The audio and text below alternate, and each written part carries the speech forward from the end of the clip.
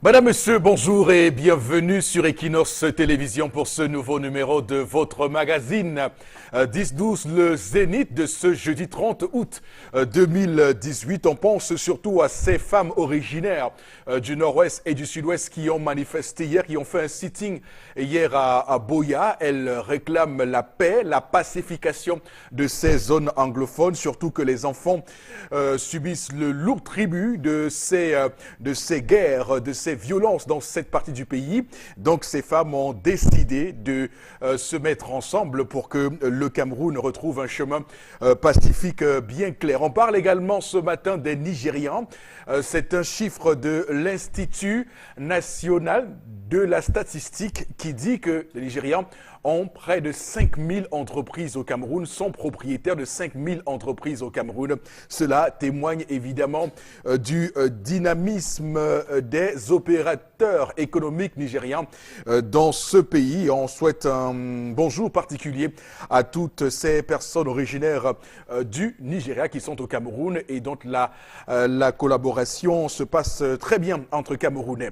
Madame, Monsieur, installez-vous confortablement parce que ce matin, on va sortir de très gros dossiers parce que selon une information Equinox, Isikou Ayuk Tabé et 9 autres leaders présumés sécessionnistes sont ce jour donc attendus au tribunal de grande instance du Fundi. Donc leur conseil a introduit une demande de libération immédiate dont le juge du TGI devra statuer pour dire si oui ou non on va les libérer. Monsieur Bachou Charlabel, bonjour et bienvenue. Bonjour, monsieur Eric Fopoussi Negou. Bonjour à tous les téléspectateurs. Et bonjour à monsieur Gilbert Timiévouna, délégué du gouvernement auprès de la communauté urbaine de Yaoundé. Et à monsieur le délégué, 2014, projet d'illumination de la ville de Yaoundé, 300 millions. 2017, 320 millions. 2018, bravo à vous, monsieur le délégué. Nous atteignons le demi-milliard, 500 millions, rien que pour illuminer la ville de Yaoundé. C'est bien. C'est très bien. Et c'est un gros dossier, puisqu'à chaque fois, des voix se sont élevées pour clairement tenser ces dépenses mirobolantes de M. Timiévouna, surtout lorsque vous voyez la poste centrale à Yaoundé. Le plus souvent, on y met des guirlandes qui ne servent finalement à rien, juste à décorer une ville, décorer une ville qui a déjà du mal à montrer fière allure. Il faut le dire comme ça ce matin. Donc, on va devoir parler pour que les choses changent. Florazé, bonjour et bienvenue. Bonjour, monsieur Fopoussi Negou. Bonjour à vous sur le plateau. À nos chers téléspectateurs, dans le cadre de la revue des réseaux sociaux, vous avez déjà déroulé quelques sujets phares de cette revue, mais notamment nous parlerons de sport avec ce point de vue plutôt pertinent d'Ahmad Ahmad qui revient sur l'indisponibilité des différentes infrastructures liées à l'organisation de la CAN 2019 et ce manque cruel en tout cas avec cette évolution d'infrastructures qui ne se fait pas vivre au Cameroun. Et puis cette information fait dans le buzz sur la toile, on en parle. Est-ce que finalement cette CAN sera retirée au Cameroun? Les internautes s'interrogent et puis on rappelle que dans le cadre de cette revue des réseaux sociaux, nous revenons sur ce sujet phare lorsqu'il sera 11h passé de 6 minutes. Je peux vous dire qu'il n'en sera rien, Florazé. Il n'en sera rien. Le Cameroun abritera bel et bien sa CAN 2019 pour ceux qui complotent dans le noir pour qu'on lui enlève ce rendez-vous sportif ô combien important pour le président Paul Biya qui a dit qu'on sera prêt le jour 10. Donc on va attendre ça. Bon, Bengan, bonjour et bienvenue. Bonjour, monsieur Fopoussi Negou. Bonjour à vous, chers téléspectateurs. Je m'aligne à votre introduction, monsieur Fopoussi Negou, pour rappeler que la même Institut des statistiques du Cameroun avait dit en 2013 que le Cameroun avait comme premier partenaire économique en produits manufacturés le Nigeria. Ça veut dire que ce pays a un potentiel énorme, encouragé par son État, des milliers d'affaires. D'accord. Et c'est pour cette raison d'ailleurs que les Nigérians avaient dit au chef de l'État, nous voulons faire les affaires chez vous, mais faites que nous le fassions avec nos frères camerounais. C'était en mai 2016, il y a 2 ans, quand le président les avait appelés. Et le président a dit non. Il n'aime pas, il ne veut pas que les hommes d'affaires camerounais fassent des affaires bien. Voilà. En fait, il ne l'a pas répondu, mais ses faits disent, prouve qu'il a dit non. D'accord. Donc, 5000 entreprises au Cameroun qui sont donc des propriétés de Nigérians, donc ça fait 2,4% des entreprises camerounaises qui sont donc entreprises tenues par Nigérians. On va dire qu'ils sont partout, hein, à Douala, Yaoundé, Bamenda, Limbé. Ils sont également dans la mécanique automobile, dans le ciment, dans le secteur pétrolier, on va le dire aussi comme ça. Mais aussi dans le restaurant, Jesus Restaurant, c'était aussi compté dedans. Voilà. Et le restaurant, j'ai dû. En tout cas, l'idée, c'est de montrer que les Nigérians participent de manière dynamique à notre économie et qu'il y a une cohabitation tout à fait pacifique et joviale entre Camerounais et Nigérians et qu'il n'y aura jamais un problème entre les Camerounais et les Nigérians. Alors, madame, monsieur, démarrons ce programme ce matin avec l'histoire du jour que tout le monde attend, avec Tendance Cogne, la voyageuse. Non, tout le monde attend. Qui a dit? Ils sont là. Bonjour Eric, bonjour à tous ceux qui nous regardent ce matin. Je salue mes voisins. Ma voix ne sort plus bien. Depuis 4h30, je suis debout. Ce que j'ai entendu depuis 4h jusqu'à l'heure-ci. Mes oreilles, si on a tant entendu Mais les là, choses. ce n'est plus normal, ma fille. Si mon beau-fils se plaint que tu te lèves à 4h, tu le laisses. Papa, c'est moi qui fais pour moi. bon. Quand je dors, je ne dors plus. Moi, je ne peux pas.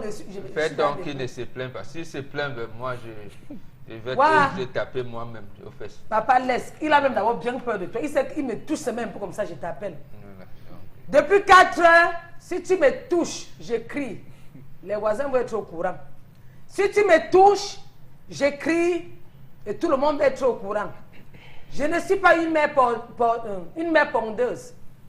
Je ne suis pas une machine à pondeuse. Attends, comment dit les mots? Je ne suis pas une mère pondeuse, voilà l'autre mot. Je ne suis pas une machine à pondeuse. À pondre les enfants. Voilà, à pondre. Qui t'a dit, pas maman? Ne lis plus dans ma feuille. J'essaie d'imaginer. S'il lit dans ma feuille, ne lis plus. J'essaie d'imaginer ce que tu dis. Ne lis plus, mon père, ne lis plus, pardon. Laisse-moi respirer, j'ai besoin du repos. J'ai besoin du repos. Peux-tu me laisser un peu tranquille? Non. Point d'interrogation. N'apporte pas le problème de mon beau-fils ici. Ce n'est pas son problème, père, c'est mon voisin et son épouse. Ah, d'accord. L'épouse a accouché, l'enfant a 9 mois. Donc ce sont les voisins qui m'ont réveillé à 4h du matin. Les bruits. Donc c'est la voisine qui disait que si tu me touches encore, j'écris. Et tout le monde va être au courant. Je me suis levé pour aller les écouter. S'il y avait quelque chose de mal, on devait dire non assistance à une personne en danger. Très bien. Le niveau est élevé. Le français est élevé maintenant. Quand je m'approche, que vois-je? Un couple en difficulté. La main encore en train de donner les seins à l'enfant. Elle dit, maman, laisse d'abord les seins là, tu me parles si je dors. Elle me dit que depuis son mari dit que tu fais comment? Que chaque année, elle doit tomber enceinte. Qu'elle doit accoucher vite. Et arrêter une fois. Voilà. Et monsieur a dit que lui, il veut 7 enfants. Lui, il veut 7 enfants et chaque année, elle doit accoucher. Que ses enfants vont avoir les cas d'un an. Voilà. C'est une bonne planification, ça. Quel est le cas normal entre les âges des enfants? Vous, les dames, là, quand vous accouchez, c'est après combien de temps que vous tombez encore enceinte? Point d'interrogation. Est-ce qu'on doit tomber enceinte chaque année sous prétexte qu'on doit accoucher une fois et arrêter l'accouchement? Point d'interrogation. Comment réagir face à cette situation? Quelqu'un qui te met la pression, l'enfant n'a que 9 mois. Et c'est son premier enfant. Monsieur met la pression qu'à l'heure-ci, elle doit encore tomber enceinte. Elle dit qu'elle a besoin du repos. Elle peut déjà marcher. Elle dit qu'elle a besoin du repos, que son corps doit d'abord revenir. Il estime qu'elle a même trop duré. Qu'en temps normal, à 7 mois, elle devait déjà sévrer l'enfant et retomber enceinte. Elle dit que mieux elle meurt. Que ça ne se passe pas comme ça avec elle. J'ai déjà posé toutes les questions où je repose. Ça va, on a compris. Tu as compris la version où j'ai compris. Les cas d'âge entre les enfants. Comment est-ce que vous gérez ça? À 9 mois, l'enfant déjà. Vous, les femmes qui me regardez là, vos enfants ont les cas de combien de mois? Est-ce que le couple s'y a raison? est-ce que monsieur a raison de mettre la clé 14 à madame? On appelle ça clé 14 ou encore agression. Non, non, ce n'est pas une agression. Tu ne vois pas l'agression? Non, comment? il est en train de négocier. Il n'y a pas d'agression. Cette négociation-là n'est pas... Non, il négocie mal. C'est madame qui s'en prend mal. Parce que la manière qu'ils ont discuté, j'ai entendu, je ne suis pas une mère pondeuse, laisse-moi tranquille, je vais dormir, laisse mon enfant grandir, hein, tu vas attendre même 2 ou 3 ans. Donc il estime que 2 ou 3 ans, là, c'est que sa femme l'a tué. Vous avez la parole, que 2 ou 3 ans, c'est que tu m'as tué. Madame, tu vas accoucher vite, vite. À cet enfant, tu arrêtes. D'accord. Tu as compris le sens de... Non, mais écoute, on a compris. Accoucher vite, vite. On a bien compris. Et chaque année, elle tombe enceinte. À vol, à vol. Ah, d'accord. Elle dit qu'elle ne... Florence, vous pardon. comprenez ce que je Ça vous ne dis. peut pas. Alors...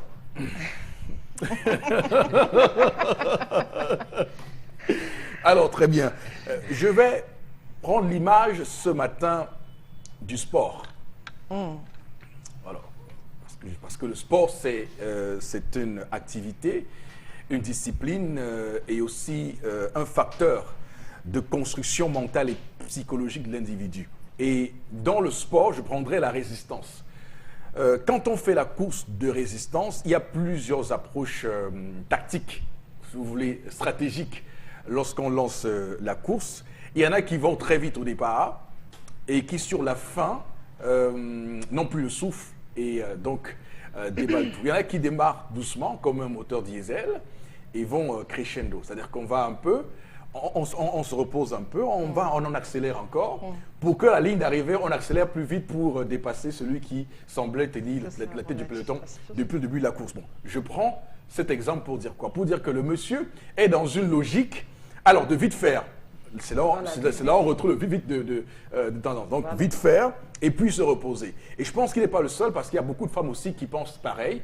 Surtout des femmes qui ont des carrières professionnelles à construire. Elles se disent que bon, si je dois atteindre un certain niveau, il faut qu'avant 35 ans que j'ai bouclé l'accouchement. C'est-à-dire il faut qu'avant 35 ans que j'ai bouclé l'accouchement et que je me consacre maintenant totalement à ma carrière. C'est ainsi que vous verrez des femmes comme Angela Merkel devenir chancelière allemande à un âge très avancé, comme Theresa May être Premier ministre en Angleterre à un âge très avancé, ou même encore Christina Kirchner ou Michelle Bachelet. Donc il y a tellement de femmes comme ça dans le monde qui ont pris cette option-là. Mais sauf qu'on ne doit surtout pas ignorer, omettre l'aspect économique, l'aspect financier lorsqu'on fait une approche de planning familial dans ce contexte-là. D'abord, Obengan, la question que je vous pose, c'est y a-t-il un écart normal qu'on devrait observer et respecter entre les âges des enfants? Moi, je vais d'abord commencer à m'offusquer ce que vous avez dit. Vous avez oublié de prendre le cas de Ségolène Royal, qui elle accouchait étant ministre. Et voilà, elle est grosse. Quand le travail commence au bureau, elle part accoucher et elle revient travailler. D'accord. Vous n'avez pas vu, elle a fait comme ça ses enfants. C'est vrai. Ça sent voilà. C'est vrai. Un problème. L'autre chose, qu'est-ce que vous appelez mesure économique? L'argent qu'on a? Absolument. Ah voilà. La première mesure économique donc, de bien activité économique, c'est les hommes. Il faut donc avoir beaucoup d'hommes. Il faut avoir beaucoup d'enfants. Il faut avoir beaucoup d'enfants. Et vous commencez à calculer un enfant vaut combien?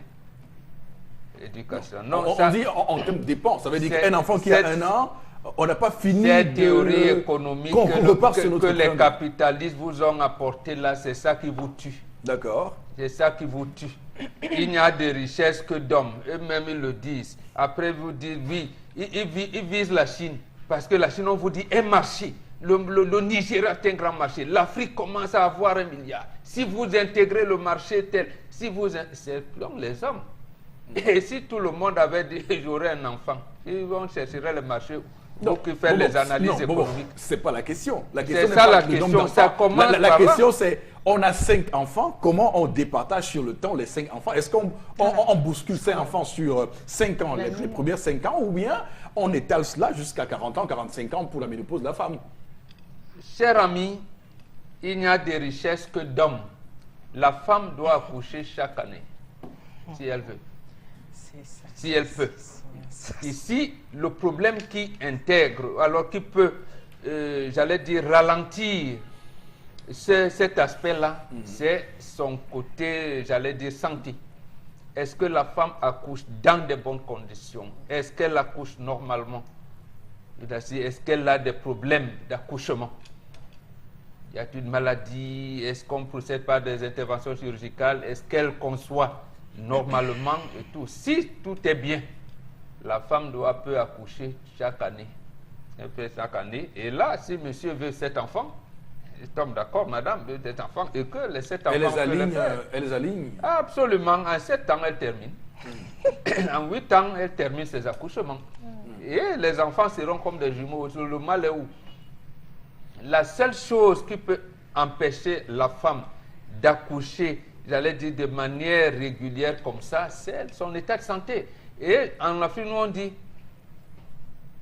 nous boum. C'est une, j'allais dire, c'est un précepte qui vous dit, chaque fois que vous avez accouché, vous devez vous attendre à concevoir. Alors, et il n'y a pas, même la médecine de notre côté, quand vous dites la médecine primitive, et même aujourd'hui, je ne vous dis pas, même les enfants peuvent avoir cet écart-là. Alors, il y a une pensée qui est assez répandue au sein de l'opinion, qui veut que lorsqu'une femme accouche, qu'on lui laisse le temps de sevrer l'enfant avant de repartir sur les relations sexuelles. Sinon, ça va rendre l'enfant frêle, fébrile. Ça aurait du moins l'impact sur l'enfant qu'elle allait. Non, est-ce que c'est vrai? C'est pas vrai. Ça fait partie des idées reçues. Non, c'est pas vrai. Ce qu'on veut, c'est la reconstitution du bassin de la femme. D'accord. Quand elle accouche, c'est normal. Elle a tout le métabolisme du corps. C'est, j'allais dire, été mouvementé pendant les 9 mois de la grossesse. Pendant l'accouchement. Il faudrait qu'elle se reconstitue, mais elle peut se reconstituer en 3 mois. D'accord. Parce que on voit donc, à 4e mois, elle peut même encore être enceinte. Ça ne dérangera pas. Oui, parce qu'on voit le plus souvent des enfants qui tombent malades régulièrement et on attribue cette maladie répétitive au fait que le géniteur soit rapidement allé à la cave. Les maladies, ça fait partie des maladies des enfants. Donc l'écart entre, on appelle ça dans l'Afrique traditionnelle l'odios. Bon, comment ça se fait? On a l'impression que, bon, lorsque vous avez les relations sexuelles, le sperme peut influencer. Ça, c'est faux. D'accord. Mais il y a quand même un traitement qu'on peut faire pour la femme au moment où elle allait, parce que quand elle conçoit, elle ne pourra plus allaiter. Comment ça se faisait? D'accord. Au moment, c'est ce qu'on apprend quand on va Mais sauf que l'autre question, c'est que, sauf qu'on se rend compte aussi que ces hommes qui le plus souvent font ce record-là d'un an d'écart d'âge, est-ce qu'ils sont vraiment le plus souvent à l'origine? Est-ce qu'ils pensent vraiment sciemment ce projet de nouvel enfant? Parce que voilà, c'est ça le problème. Oui. C'est là parce que à un moment, je comprends pourquoi à un moment les femmes ou certaines personnes prennent la femme comme tendance à dire une machine à pondre les enfants, ou bien la femme c'est un objet sexuel. Non. Non, ça part de la planification. Dès lors qu'on constate que la femme n'a pas de problème d'accouchement, justement, l'homme doit donc, comme vous avez dit, planifier. Et dire que j'ai mes champs de cacao, j'ai même maïs, parce que vous pensez toujours en termes que j'ai un salaire de 800 000. Ce n'est pas ça, ça n'a rien à voir avec tout ça. Parce que ceux qui ont même des salaires de 10 000, ils ont des enfants qui naissent mongoliens, ils ne savent pas comment les entretenir. Vous entendez les centres de, je ne sais pas moi, de Tessie ou de cela, les enfants qui naissent avec des malformations, ça existe. Donc, ce n'est pas le portefeuille. Mais c'est, j'allais dire l'encadrement, parce que dans l'accouchement, c'est toute la famille qui y est. Parce que, et accoucher beaucoup, faut accoucher beaucoup d'enfants. Parce que vous pouvez avoir un frère ou une soeur qui n'a pas accouché, vous allez faire comment? Il faudrait bien que vous soyez en mesure de donner un enfant à votre frère qui, lui, n'a pas eu d'enfant. Ça aussi, c'est fort. Mais, comme vous parlez économie, l'enfant, c'est l'homme qui est le premier bien économique. Theresa May, tout récemment en Afrique du Sud, disait que l'Afrique sera en 2050 ça ralentit un gros marché et que l'Afrique constituera le quart. Et le président français vous dit qu'il n'est pas accouché parce que lui n'a pas d'enfants et il va utiliser les enfants des autres. Voilà. Si vous n'accouchez il a parlé de problèmes civilisationnels. Civilisationnels. J'ai dit l'Afrique doit avoir des enfants, si possible même vous envahissez l'Europe. D'accord. Alors, Charlemagne Bachou, quel est votre regard sur l'histoire contée ce matin par Tendance? Monsieur Eric Fopoussi, l'entrée de l'occidentalisation ou de l'Occident en Afrique a pratiquement décimé l'ensemble des réalités civilisationnelles africaines. Permettez-moi de le dire parce que on a des peuples qui se cherchent aujourd'hui. On a des peuples qui, à une certaine époque, avaient la maîtrise de la métallurgie, qui aujourd'hui ont perdu. Vous savez que dans la zone de l'Ouest, les meilleurs forgerons venaient de deux zones précises. La zone de Bayangam, la zone de Banjoun, la zone de Bakon. C'est là où venaient les meilleurs forgerons.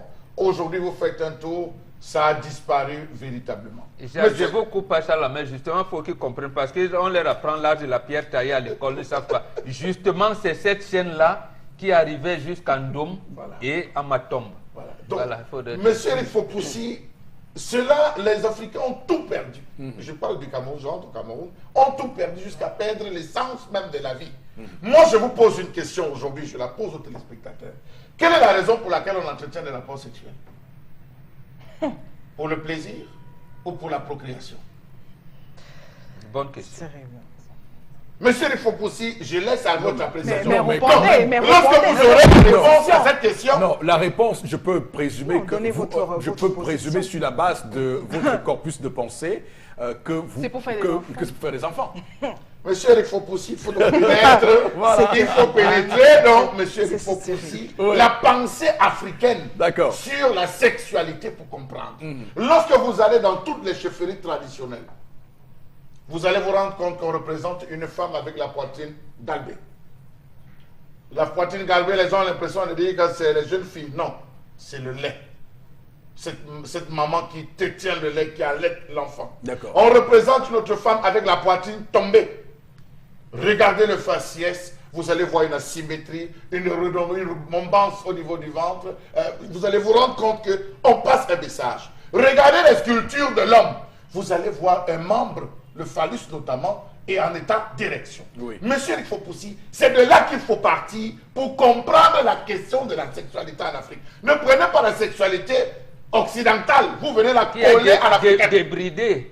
Ne prenez pas la sexualité occidentale, vous venez la coller à l'africaine. Je suis désolé, monsieur Rifopoussi. Mais quoique, parce qu'il faut quand même qu'on le dise, quoique, si on fait, autant on fait l'amour pour avoir, je veux dire, des enfants, autant on y tient un plaisir. Hein. Mais monsieur Rifopoussi, cela provient. C'est pas non plus un calvaire. Allez voir au Congo la communauté des singes appelée les bonobos.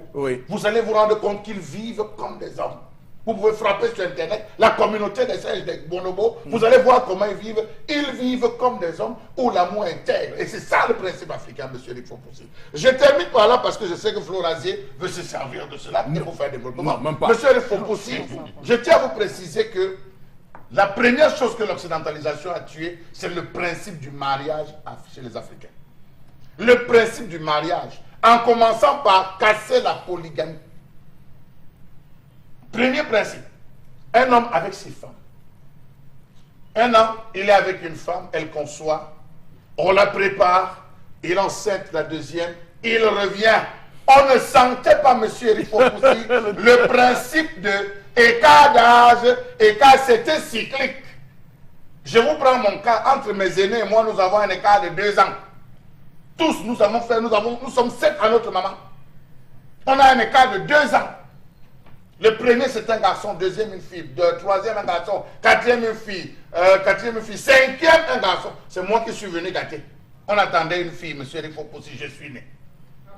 Donc je vous dis, monsieur Rifopoussi, que ce principe ne date pas d'aujourd'hui.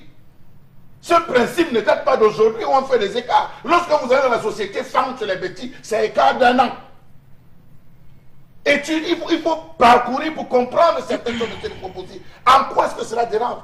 Et autre chose, les Africains avaient compris que le bassin de la femme n'est prédisposé à concevoir qu'à partir d'un certain âge, notamment à l'âge de 14, 15, 16, 17, 18 ans. C'est à ce moment qu'on prenait la femme. Elle était femme, après elle ses premières règles, elle était femme, le bassin était prédisposé à donner, comme vous l'a dit Mbombo. Surtout que scientifiquement, à partir de 28 ans, la femme perd 50% de sa capacité. Merci, monsieur Rifopoussi. Aujourd'hui, les filles commencent à faire leurs enfants à 27 ans, 28 ans, 29 ans, 30 ans, quand le corps est déjà foutu. Oh, c'est ça. Quand le corps est déjà foutu, c'est en ce moment Ouais, c'est la qu'elles vont science, vous faire, c'est la elles vont science. vous faire naître des enfants. corps est foutu, elles vont ça vous veut dire faire quoi? naître des enfants après qu'elles aient consommé des alcools toutes les nuits, tiré des cigarettes, des enfants avec des lèvres Mais vous rouges, parlez d'une des enfants avec catégorie les de yeux femmes. rouges, des enfants Ne carrés. généralisez Monsieur pas. Eric Fopoussi, il y a un moment pour faire l'enfant. Donc je pense que ce monsieur, il a respecté même l'heure que Tendance dit. L'heure est respectée parce qu'il y a l'heure pour faire l'enfant, monsieur Eric Fopoussi. On ne fait pas un enfant à 13 heures. Oh. Je termine en disant, monsieur Eric Fopoussi, aujourd'hui l'Occident nous a tués. Je vais parler plus parce que Mboboga a déjà développé. Je vais parler plus. Monsieur, l'Occident nous a tués. À nous de revenir à nos anciennes valeurs. Et je dis à ce monsieur, monsieur, si votre femme n'est pas prête à faire cet enfant, eh bien prenez une deuxième femme. Oui, ça ne m'étonne pas. C'était la bonne chute pour Chalamet. Vous avez la parole, Non, Florence. c'est la meilleure continuez. chute pour Chalamet. Vous Alors, avez la parole. Je tiens à rappeler que nos us et coutumes, traditions et autres ont des limites. Parce qu'étant érigés par des hommes faits de chair et de sang. Donc, la tradition, nos cultures africaines à un moment donné ont des limites. Et des limites que si vous voulez, qui sont rectifiées aujourd'hui. Je vais dire mondialisation, occidentalisation, d'autres vont me jeter la pierre. Je tiens à dire à Chalamel qu'il n'existe pas une sexualité africaine, une sexualité occidentale. Utilisez même le Kama Sutra, utilisez toutes les méthodes, attention, oui. faites attention à ce que vous Sexualité, dites. quand on a affaire à un homme et à une femme, moi je reste sur le Je suis plan, désolé, je il y a une reste sur le sexualité plan africaine. physiologique. Non, monsieur, il faut pousser, Vous je ne voyez, peux pas l'accepter. je reste Il y a sur le une plan- sexualité chinoise, Je vais il y a une terminer. sexualité japonaise. Je une sexualité reste sur le africaine. plan physiologique. Vous avez poussé la Utilisez sexualité le Kama occidentale. Sutra. Utilisez tout ce que vous voulez comme méthode sexuelle. Ne venez pas nous dire que c'est parce qu'il y a une sexualité africaine, la femme peut accoucher après 2, après 3 mois. Je dis non. Sexe égale sexe. Qu'on ait la peau noire ou la peau blanche. Je viens pour dire maintenant que justement dans nos cultures, puisqu'on est en Afrique, il y a beaucoup de limites, Eric Fopoussi. Il faut Parce les que montrer. justement, mais oui, parce que montrer là justement, où- là, c'est parce bon, que et c'est justement, comme oui, réalité. parce que Merci, justement, on a utilisé la femme. Chalamet a tendance à utiliser dans, je vais dire, la dame, dans ses excès de colère, elle a dit machine à faire bébé, machine à faire des enfants et tout. Vous vous rendez compte que dans certaines, oui, on est au Cameroun et dans certaines régions du pays, on dit la femme ne doit pas contrôler sa sexualité. La femme est faite pour faire des enfants. Elle ne contrôle pas ses écarts et tout. Et quand elle est prête, quand elle est en ovulation, quand elle est enchaînée, si vous voulez, c'est le moment idéal pour faire les enfants. On ne respecte plus rien. C'est l'homme qui décide sur tout. C'est quelle région de Je viens Cameroun? donc pour dire que, à Fumban par exemple, excusez-moi, Oh mais là je là, dis que oh oui, là là, oh là oui, là. et Je une suis scène. désolé, Mais je suis attendez, désolé. permettez-moi de terminer. Non, les Et contre-vérités ce sont comme non, ça, non. et ce sont des idées, et ce sont justement des idées qui ont été transformées, qui ont été transmises de génération en génération, puisqu'on parle de la Parlez femme de aujourd'hui. Fumba, non, mais Chalamel c'est me grave, dit, ce que vous ce n'est pas dites, grave. c'est grave, Je ce que suis vous une femme, dites. et je parle pour toutes les femmes Bamoun aujourd'hui. Non, je je parle, dis et je non, parle pour toutes les ça femmes. sera Je peut-être viens pour encore dire accepté dans une que, certaine dimension je viens pour extrêmement dire cadrée. que, Mais vous ne oui, pouvez pas le mettre je le dis au- là-bas, non, et je viens pour dire, mais vous avez Chalamel, dit arrêtez de Fumba. me couper, mais Vous dites Fumba, c'est pas normal, arrêtez vous pouvez pas le dire. de me couper. Je dis que pas mal de femmes, on est au Cameroun, sont victimes justement de ces excès. On parle de culture, de tradition et autres. On a une femme qui a un enfant de 8 mois. Et on a un monsieur qui veut un autre enfant. Quand on parle de planning, ça veut dire planification. Et une planification, justement, ça se fait puisqu'on parle de sexualité. C'est-à-dire, la femme a-t-elle accouché par césarienne? Je n'en sais rien. Et même si elle n'a pas accouché par césarienne, Eric Fopoussi, vous voulez qu'on écarte le domaine économique? Non, je dis ça compte. Dans la planification, il faut également voir l'environnement économique. Comment va-t-on élever le prochain enfant qui arrive? Est-ce qu'on fait des enfants parce qu'on étudie la Massine qui dit que l'homme n'a de richesse que des hommes? Je dis non. Il faut respecter le corps de la femme. Merci à Chalamel d'avoir décrit le corps de la femme que vous devez respecter. Il faut donc respecter l'intérieur de la femme, même sur le plan physique. La femme, à un moment donné, quand elle vient d'accoucher, a besoin de se reconstruire sur le plan physiologique. C'est vous ici dernièrement qui parlez Ça de fait l'aspect. 5 ans. C'est vous qui parlez de l'aspect physique de la femme après l'accouchement, mais avant et autres. Ça également, ça compte. Et maintenant, je viens pour dire que les habitudes ont la peau dure. Et je tiens à ce qu'on essaie d'éliminer toutes ces idées reçues sur la sexualité de la femme en Afrique. Vous faites quoi de ces couples qui n'arrivent pas à avoir d'enfants? Ils sont bannis de la société. C'était régulé. Mais oui, Mais attends, il faut je que ça l'ai dit tout à continue. l'heure. Il faut que ça continue mais d'être c'est régulé. autrement. Donc, il faut que ça continue. Non, Comment il faut que ça ça continue d'être régulé. Donc, quand nous allons nous dire Comment? que le Non, sexe vous nous donnez, vous dites qu'il y a des limites. n'est pas Donnez, prévu corrigez puisqu'on parle de la vie de immédiatement. couple. Le sexe n'est Non, pas prévu corrigez uniquement. immédiatement, Je vais Flora. terminer. Le sexe n'est pas prévu uniquement pour faire des enfants. Parce que vous les avez justement qui ont des défauts physiologiques qui n'arrivent pas à faire d'enfants. Qu'est-ce qu'on en fait d'eux? D'accord. Et parce qu'en Afrique, puisqu'on est dans le couple, on nous a dit la femme est faite pour faire d'enfants. À la dernière, justement, Chalamel, j'ai vu un court-métrage qui mettait en exergue une histoire effroyable. La femme vient d'accoucher et justement elle a accouché par césarienne. Et le monsieur dit il est temps de faire un second enfant. Elle supplie son mari. Mais chérie, j'ai encore le fil. Comment tu peux me demander? c'est le Mais film oui, ce occidentalisé, n'est aucun film occidental. Toutes les femmes, je dis même toutes les femmes se occidentalisé, reconnaissent. non. Elles souffrent dans leur foyer. Alors le monsieur dit, il menace la dame. Vos mamans n'ont Si pas tu ne me souffert. donnes, il menace. Pourquoi vous souffrez? Il menace la dame. Vos Si tu ne mamans, me donnes vos pas, grands-mères n'ont si tu pas me donnes souffert. pas un prochain gosse, j'épouse une seconde femme. C'est faux. Donc je la mets arrête de nous prendre des faux, exemples c'est comme faux. quoi la société, la polygamie est arrivée. Et c'est justement dans ce cadre, dans ce type de déficit, que la polygamie est arrivée. Parce que Non, vous vous ne savez passez pas, tout ne- votre attendez, temps, oui, vous à terminez. marginaliser Attendez les ça. femmes sur le plan sexuel. Flora, La femme a le droit de contrôler ses naissances, elle a le droit de contrôler sa sexualité et l'homme doit le comprendre. Et l'homme doit la comprendre. Arrêtez de D'accord. nous prendre Merci, la vie Flora Zé. radicale sur le plan traditionnel. Monsieur et autres. Flora, nous ne pouvons pas laisser passer. Non, vous allez laisser passer. Non, Chalamel, C'est mon avis. Vous avez parlé, on a compris votre point de vue et vos indications. Bon, Robengan également. J'aimerais surtout faire une précision pour qu'on se comprenne bien et qu'on soit d'accord tout le monde sur ce plateau. La sexualité est bien différente de l'acte sexuel. L'acte sexuel fait partie. Absolument. Est une Oui, c'est composante- pourquoi j'ai dit. est une composante- Merci beaucoup. est Non, une oui, c'est pourquoi composante- j'ai dit Non, non. non, non, Vous non, prenez ça va pas- pas Mais non, faire. attendez, parce que mais vous arrêtez avez d'être dit. sur moi, C'est j'ai parce dit que non, vous c'est ce que avez j'ai dit. dit. J'ai Non. tenu à faire la précision que Eric Fopoussi Vous veut faire. avez pris Je un l'ai peuple faite. Bamoun, donc vous n'avez Je pas l'ai étudié faite. les heures. Mais je parle des femmes. J'ai Je dit parle non. des dérives. Des Parlez dérives culturelles liées à la sexualité de la J'ai dit femme. non. Un cas que vous avez pris ne peut pas être généralisé, madame. Ah, parce que quand vous faites des exemples ici, il faut les généraliser. Nous Parce que quand avons Chalamel dit étudié qu'une le femme problème. à 30 ans veut faire l'enfant, elle est déjà foutue, ça veut dire quoi? Ça ne Elle veut est rien foutue. dire. Elle est foutue Elle est- pourquoi? Il y Allez en voir a, votre gynécologue, non, elle vous dira. il y en a à 30 ans qui ont une bonne hygiène Ce de n'est vie pas de ça qui vous qu'il permet d'avoir des parle. enfants. C'est pas de Foutu ça, ou pas justement, vous foutu, ne comprenez mais pas, Je Flora. me base sur Chalamel. Non, vous n'avez pas Foutu ou pas compris, foutu, on les voit faire des malheureusement. Ok, enfants. merci, Donc pour moi, merci c'est la beaucoup. vie qui Merci, tient la route. Flora Vous Zé. n'avez pas Flora compris. Zé. Pas la Je peine, vais vous expliquer quelque pas la chose peine que de vous sortir de ne vos comprenez bancs. pas. Bon, Oui, Bengal, merci voilà. infiniment. J'ai tout la tête, hein, je comprends très bien. On va s'en tenir là. On va s'en tenir à ça. On va s'en tenir à ça sur ce plateau ce matin.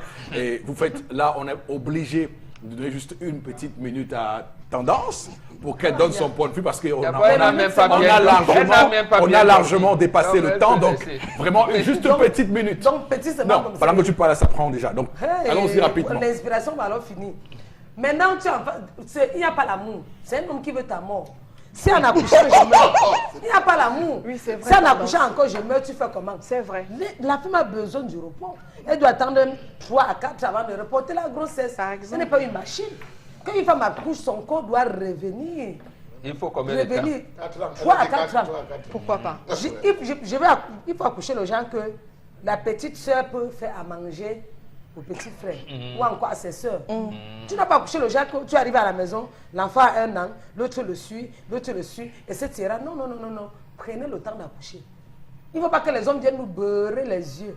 Ils vont faire des enfants dehors. Ne venez pour pas dire nous que- beurrer les yeux. Même si vous accouchez chaque année et que l'homme voulait faire les enfants, il va tout faire.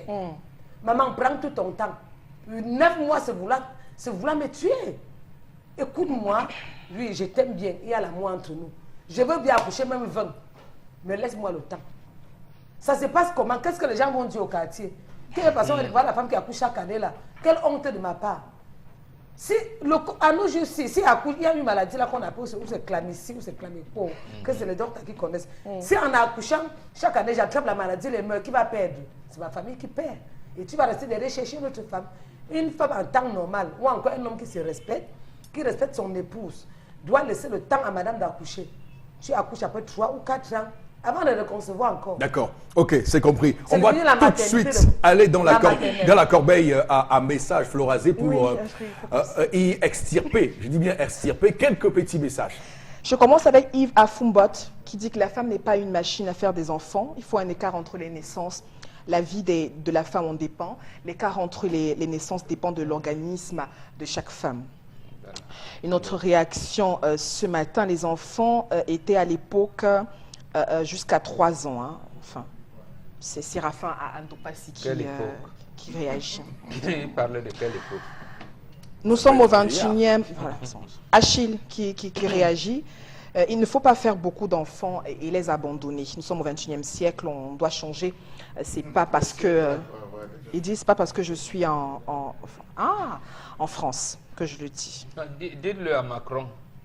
Là, vous me comprenez. Bon, vous faites une fixation sur vais Macron. Il est en France. Allez, Il dit qu'il est en France. Non, Donc, il dit qu'il ne le dit pas. parce Macron qu'il est ne en- nous a rien fait, attention. Si, il a dit que les Africains ne doivent pas accoucher. C'est son point de vue, il ne nous impose Il pas n'a ça. pas, pas donné son point de vue sur nous. Mais plus que nous Idriss, donnons sur la France. Voilà. Idriss Fassal à Marois, la Bible dit allez sur la terre, multipliez-vous. C'est pas pour autant que vous allez vous allez faire plaisir, vous allez vous faire plaisir. Voilà.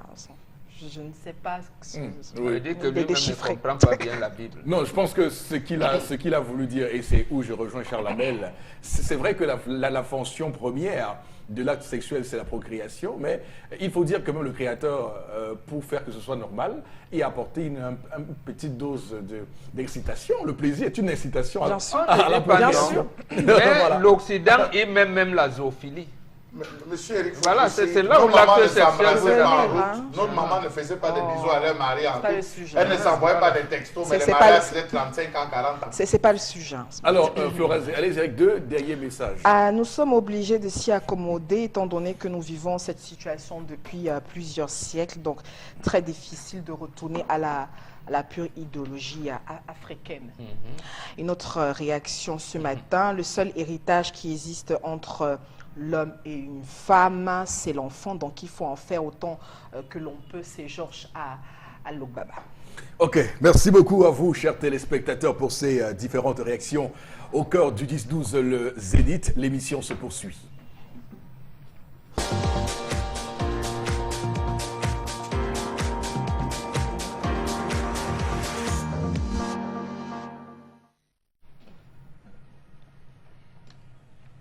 Je m'interroge ce jour sur la question de la rémunération salariale au Cameroun. Pourquoi est-ce qu'on paye mal au Cameroun? Vraiment. Dites-moi, chaque Camerounais compare son salaire à celui des fonctionnaires ou des employés de la Guinée équatoriale, du Gabon, du Congo et j'en passe. À des moments, les Camerounais poussent même le bouchon loin. Ils vont jusqu'en Afrique de l'Est à se demander, mon Dieu, pourquoi est-ce qu'on nous paye mal? Quelle est la différence qu'il y a entre un individu qui a le DA, ancienne époque, qui a le master, nouvelle époque, la licence et le baccalauréat sur le point de vue salarial dans certaines entreprises? Point d'interrogation. Pourquoi est-ce qu'on paye mal au Cameroun? Est-ce à cause des patrons malhonnêtes ou des autorités administratives complices? Peut-on lutter contre la corruption dans un pays où on paye mal? Pourquoi est-ce que les salaires sont aussi bas dans un pays extrêmement riche? Qu'est-ce qui explique le fait qu'au Cameroun, la plupart des jeunes n'ont qu'un seul objectif, entrer dans la fonction publique pour ne serait-ce qu'avoir le matricule qui leur garantira un revenu mensuel constant et permanent, quel que soit leur rendement? Comment comprendre le fait que ce pays paye trop mal ses fonctionnaires et ses employés, obligés de se livrer à des activités douteuses du genre malversation financière? Comment comprendre que le traitement des agents publics dans ce pays varie d'un corps de métier à un autre, tout en restant aussi faible en général? Que peut réaliser, par exemple, un agent de la fonction publique catégorie D ou C? Que peut-il faire avec ce qu'il gagne? D'ailleurs, un greffier, puisqu'on parle de ces catégories, un greffier touche combien? Comment comprendre qu'il paye mal comme on paye un employé en stage? Savez-vous que la grille salariale parle d'elle-même dans ce pays? Comment comprendre le fait que dans ce pays, certains fonctionnaires dorment devant les distributeurs automatiques et banques les veilles des jours de paye, tellement ils sont pressés de toucher le maigre salaire pour pouvoir solder les dettes au quartier? Comment comprendre cette torture généralisée des fonctionnaires dans un pays qui se veut bientôt émergent? Comment comprendre que les fonctionnaires sont le corps de métier où le personnel ne vit que grâce aux dettes? Posez la question aux boutiquiers des quartiers. Ils vous ouvriront tous les cahiers. La dette, ça s'écrit. Comment comprendre le fait que la majorité des jeunes Camerounais soient des personnes avilies, misérables et démunies? Ils sont parfois obligés de diversifier leur champ d'activité pour espérer joindre les deux bouts. Faites un tour dans le privé pour comprendre de quoi je parle. Vous verrez des gens qui travaillent depuis des années sans aucune augmentation, sans aucun avancement, sans aucune possibilité de postuler à une carrière plus épanouissante. Comment comprendre l'absence totale du ministre du Travail et de la Sécurité sociale qui passe plus de temps ailleurs qu'avec les travailleurs? Que dire alors des employés des multinationales qui ne cessent de se plaindre? Comment comprendre que la plupart des responsables, des hommes même de Dieu, évoluent dans des conditions de précarité caractérisées entre autres par des salaires dérisoires ou simplement inexistants? Nous sommes chez les hommes de Dieu. Savez-vous que le salaire des pasteurs s'élève à 39 000 francs contre 100 000 francs pour les curés? Que peuvent-ils faire avec? Posons-nous la question. Posez la même question à un vigile. Vous comprendrez pourquoi est-ce que les pauvres sont obligés de faire les commissions en entreprise, histoire d'acheter le pain, payer la nourriture, ou alors aller faire des courses et des transferts pour ne serait-ce qu'arrondir leur journée.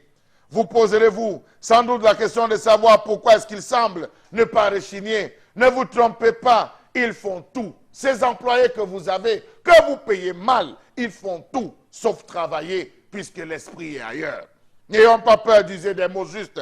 Celui qui prétend être capable de s'accommoder d'un mauvais traitement salarial n'est ni malhonnête, n'est ni sérieux. Il est entre les deux. Dites-moi, combien de fonctionnaires ou employés peuvent-ils prétendre s'en sortir avec des salaires bas actuels? N'est-il pas temps qu'on essaie de réévaluer les salaires au Cameroun, que le ministère du Travail s'applique, ne serait-ce qu'à voir comment est-ce qu'on peut le faire? Parce que les employés camerounais sont tous atteints du sida. Entendez, salaire insuffisant, difficilement acquis. Et donc, nous voici dans une question particulière, Madame, Messieurs, ce matin, la question donc du pouvoir d'achat des Camerounais adossé donc aux revenus mensuels de chacun d'entre eux, notamment les salariés qui bossent et qui attendent qu'à la fin du mois, il y ait une rémunération conséquente et qui leur permette de gérer leurs factures, puisqu'on parle de gérer les factures. Et donc, il me souvient qu'il y a un candidat à l'élection présidentielle qui prévoit de relever notre SMIC. Bon, c'est vrai qu'il va changer le terme, puisque pour l'instant, on a plutôt un SMIG et pas un SMIC avec un C à la fin. Donc il compte le relever à 160 000 sur 5 ans. C'est vrai que beaucoup de personnes ont botté en touche cette réforme, puisque lorsqu'on lit très bien le programme du candidat Oshi sur son site internet Oshi 2018.cm, on voit bien qu'il prévoit certaines mesures. Donc la baisse de la TVA au Cameroun de 1,5%, c'est pour lui une mesure qui va donc entraîner des économies des entreprises qui vont reverser notamment sur le bulletin de paye des employés. Il parle également de cette dette de l'État, parce que l'État, comme vous le savez, est l'un des plus gros débiteurs. Donc il dit que l'État payera en temps et en heure les créances ou les dettes donc auprès des entreprises, des PME notamment, qui se plaignent jusqu'à aujourd'hui qu'il y a une assiette de 750 milliards de francs CFA que l'État doit pouvoir donc assurer.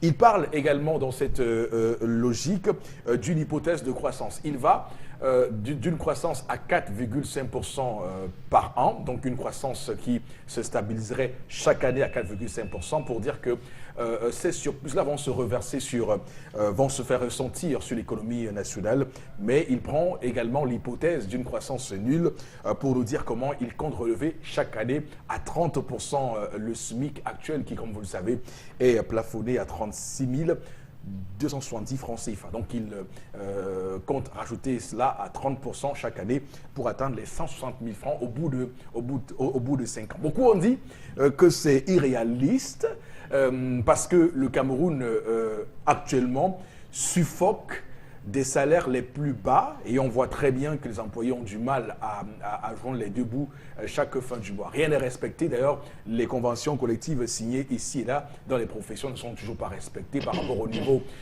d'études ou à l'ancienneté dans une entreprise, ce qui pose également un vrai problème de ce point de vue-là. Bon, Bengan, sur cette question des salaires au Cameroun, comment doit-on analyser cette question? Oui, je voudrais ajouter un mot avant de répondre directement à votre question par rapport à proposition de Joshua Oshi, j'ai bien compris. Il a dit salaire minimum interprofessionnel de croissance, comme vous avez dit. Mais pas garanti. Voilà, ça part de 60 000 dès qu'il prend le pouvoir à 160 000. Donc, c'est-à-dire que chaque année, il pourra, ce salaire pourra augmenter. C'est pour ça que vous voulez dire que s'il est élu, qu'on ne dise pas que non, tu as dit que c'est 160 000. Il a dit qu'on commence à 60 000.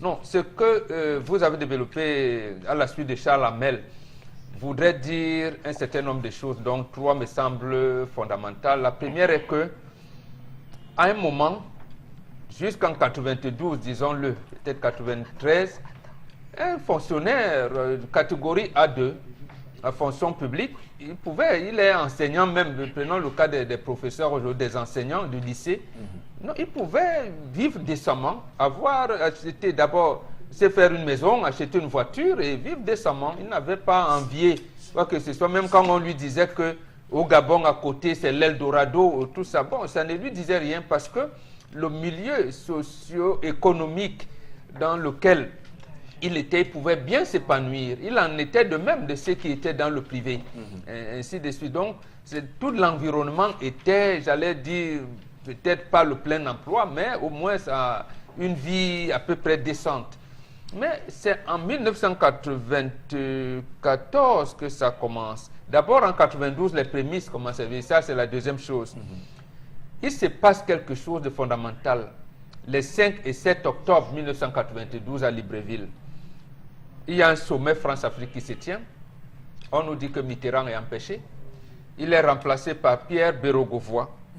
Il vient et vous dit qu'il y aura un fonds de reconversion des créances pour le développement. Bon, c'est eux qui savent ce que ça veut dire. Moi, je ne sais pas.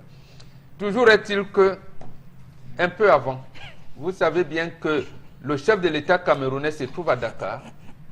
Lorsqu'on lui apprend, nous aussi, avec stupéfaction, la mort de Jean Irène qui était là, ils sont au sommet de Dakar pour dire non à la dévaluation du franc CFA. D'accord. Et il vient donc, quelques temps après, j'allais dire, Bérogovoy vient donc vous dire, au nom de la France et à son nom propre, qu'il n'y aura pas d'évaluation du franc CFA.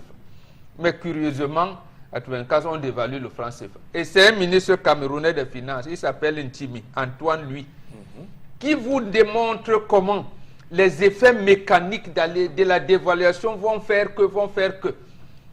Cette même année 94, un autre sommet France-Afrique se tient, cela à Biarritz, en France. On essaye de nous démontrer, comme nous sommes des nègres, que oui, certes, la dévaluation a eu lieu, mais c'est pour des conditions qui permettent le boom économique. Je prends là leur mot. Et c'est les ministres qui viennent, ils vous expliquent le boom économique et tout ça. Bon, voilà, nous en sommes aujourd'hui. Avait dit d'abord qu'à un moment, les travailleurs du secteur public, d'abord, qui essayent de se former en syndicat pour réclamer un peu de vie, on les met en position 80, donc leur salaire ne passe pas. Oui. On veut dire d'abord. Et les autres, jusqu'aujourd'hui, on interdit même aux policiers, aux greffiers, aux magistrats de former des syndicats. Voilà comment on pense qu'on peut maintenir le Cameroun. Donc, en fait, nous sommes dans une situation où on voyait les choses venir et on n'a rien fait pour contenir ce qui allait arriver. Ne serait-ce que permettre, comme vous avez parlé tout à l'heure du Nigeria, au secteur productif, c'est comme ça qu'on appelle le milieu des affaires, au secteur productif de prendre le relais pour absorber ce que l'État n'aurait pas dû faire. Et c'est donc cela la mondialisation, le flot rasé. C'est-à-dire que c'est un contenu idéologique et politique qu'a mis en place Margaret Thatcher et Ronald Reagan. pour faire en sorte que les États reculent un peu et laissent la place aux multinationales. C'est-à-dire, on produit, on fait en sorte que le secteur privé soit émergent pour absorber ce que l'État ne peut pas faire. Voilà, ce n'est pas le faire où vous envoyez le WhatsApp, ce n'est pas ça la mondialisation. D'accord. Ok, Chalamel, sur la question des salaires bas Monsieur au Cameroun. aussi, il faut faire le tour pour comprendre. Regardez à quel pic aujourd'hui, en fait depuis les années 90 jusqu'à ce jour, la corruption a gangréné tous les secteurs d'activité à telle enseigne que aujourd'hui l'honnêteté a disparu.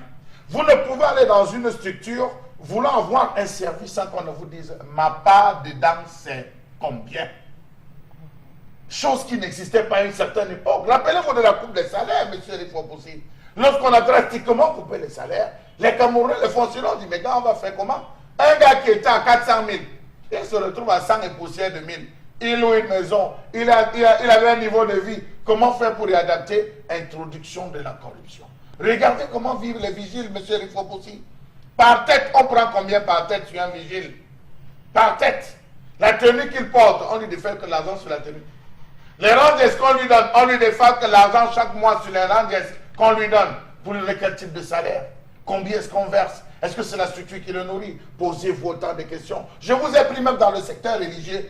Les pasteurs, je ne veux pas citer de quelle église il s'agit, mais les pasteurs protestants, ils sont à 39 000 francs de salaire. C'est Monseigneur Wouki qui est venu réévaluer le salaire des prêtres à 100 000.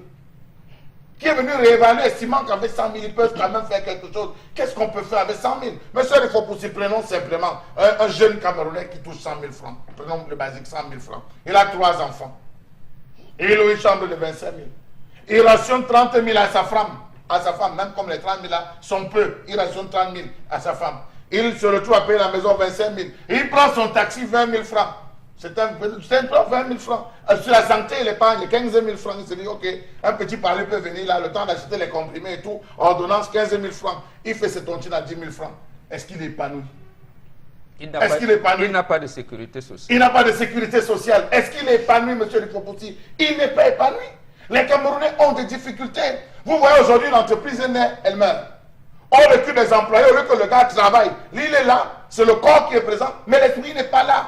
Parce que le gars dit, on va me donner ça, je vais faire quoi avec? Les Camerounais ploient sous le poids des dettes, monsieur Rifopoussi. Faites le tour des quartiers. Vraiment, vous entrez dans chaque boutique, vous allez voir, on va vous sortir les cahiers comme ça. Monsieur, ton père, venez dire à ton père qu'il n'a pas encore réglé. La droite est déjà attend. Faites un tour à Yaoundé après les salaires. Lorsqu'on paye les salaires à Yaoundé, vous allez voir, vous aurez pitié des fonctionnaires, monsieur Rifopoussi. Et le meilleur de tout ça, ce sont les Nigériens et les Maliens qui courent là, qui sont même qui détiennent les cahiers, monsieur Rifopoussi. Vous voyez, quelqu'un vous dit que, gars, comme je prends mon salaire là, c'est pour aller régler. La tontine va prendre sa part. Lorsque la tontine prend le boutiquier, je règle. Je paye ma maison. Si autre chose, je peux donner. Voilà comment on se retrouve dans une société où un homme est incapable de faire des présents à sa femme. Il est incapable de dire à sa femme, chérie, allons, sortons, on va danser, comme cela se faisait à une certaine époque. Chérie, allons nous distraire. La vie du Camerounais est opaque. Vous mettez un Camerounais, vous mettez un Gabonais, vous mettez un Guinéen. Le visage du Camerounais est froncé parce qu'il réfléchit, il calcule comment faire pour s'en sortir. Mais nous avons quand même des institutions qui sont là pour protéger le travailleur. Allez dans les multinationales. Vous allez voir comment les gars se donnent. Mais est-ce qu'ils sont payés à leur hauteur? Je vais vous rappeler, peut-être sans citer le nom de ce gouverneur, lorsque l'entreprise de téléphonie mobile qui s'installait au Cameroun, quand sont arrivés, ils ont déposé le cahier de charge avec le type de salaire qu'ils devaient verser au gars. Et tu verses 2 millions à Camerounais. Tu veux plus qu'il revienne au travail demain? Non. Mets-la à 100 000, mets-la à 200 000. Alors, d'où peut venir cela? Il faudrait que l'administration revoie et que les candidats qui sont là, qu'on revoie cela, monsieur Rifopoussi, et qu'on pense que voici un pays où les gars sont en train de s'enfoncer, les Camerounais vivent mal. Allez voir au marché.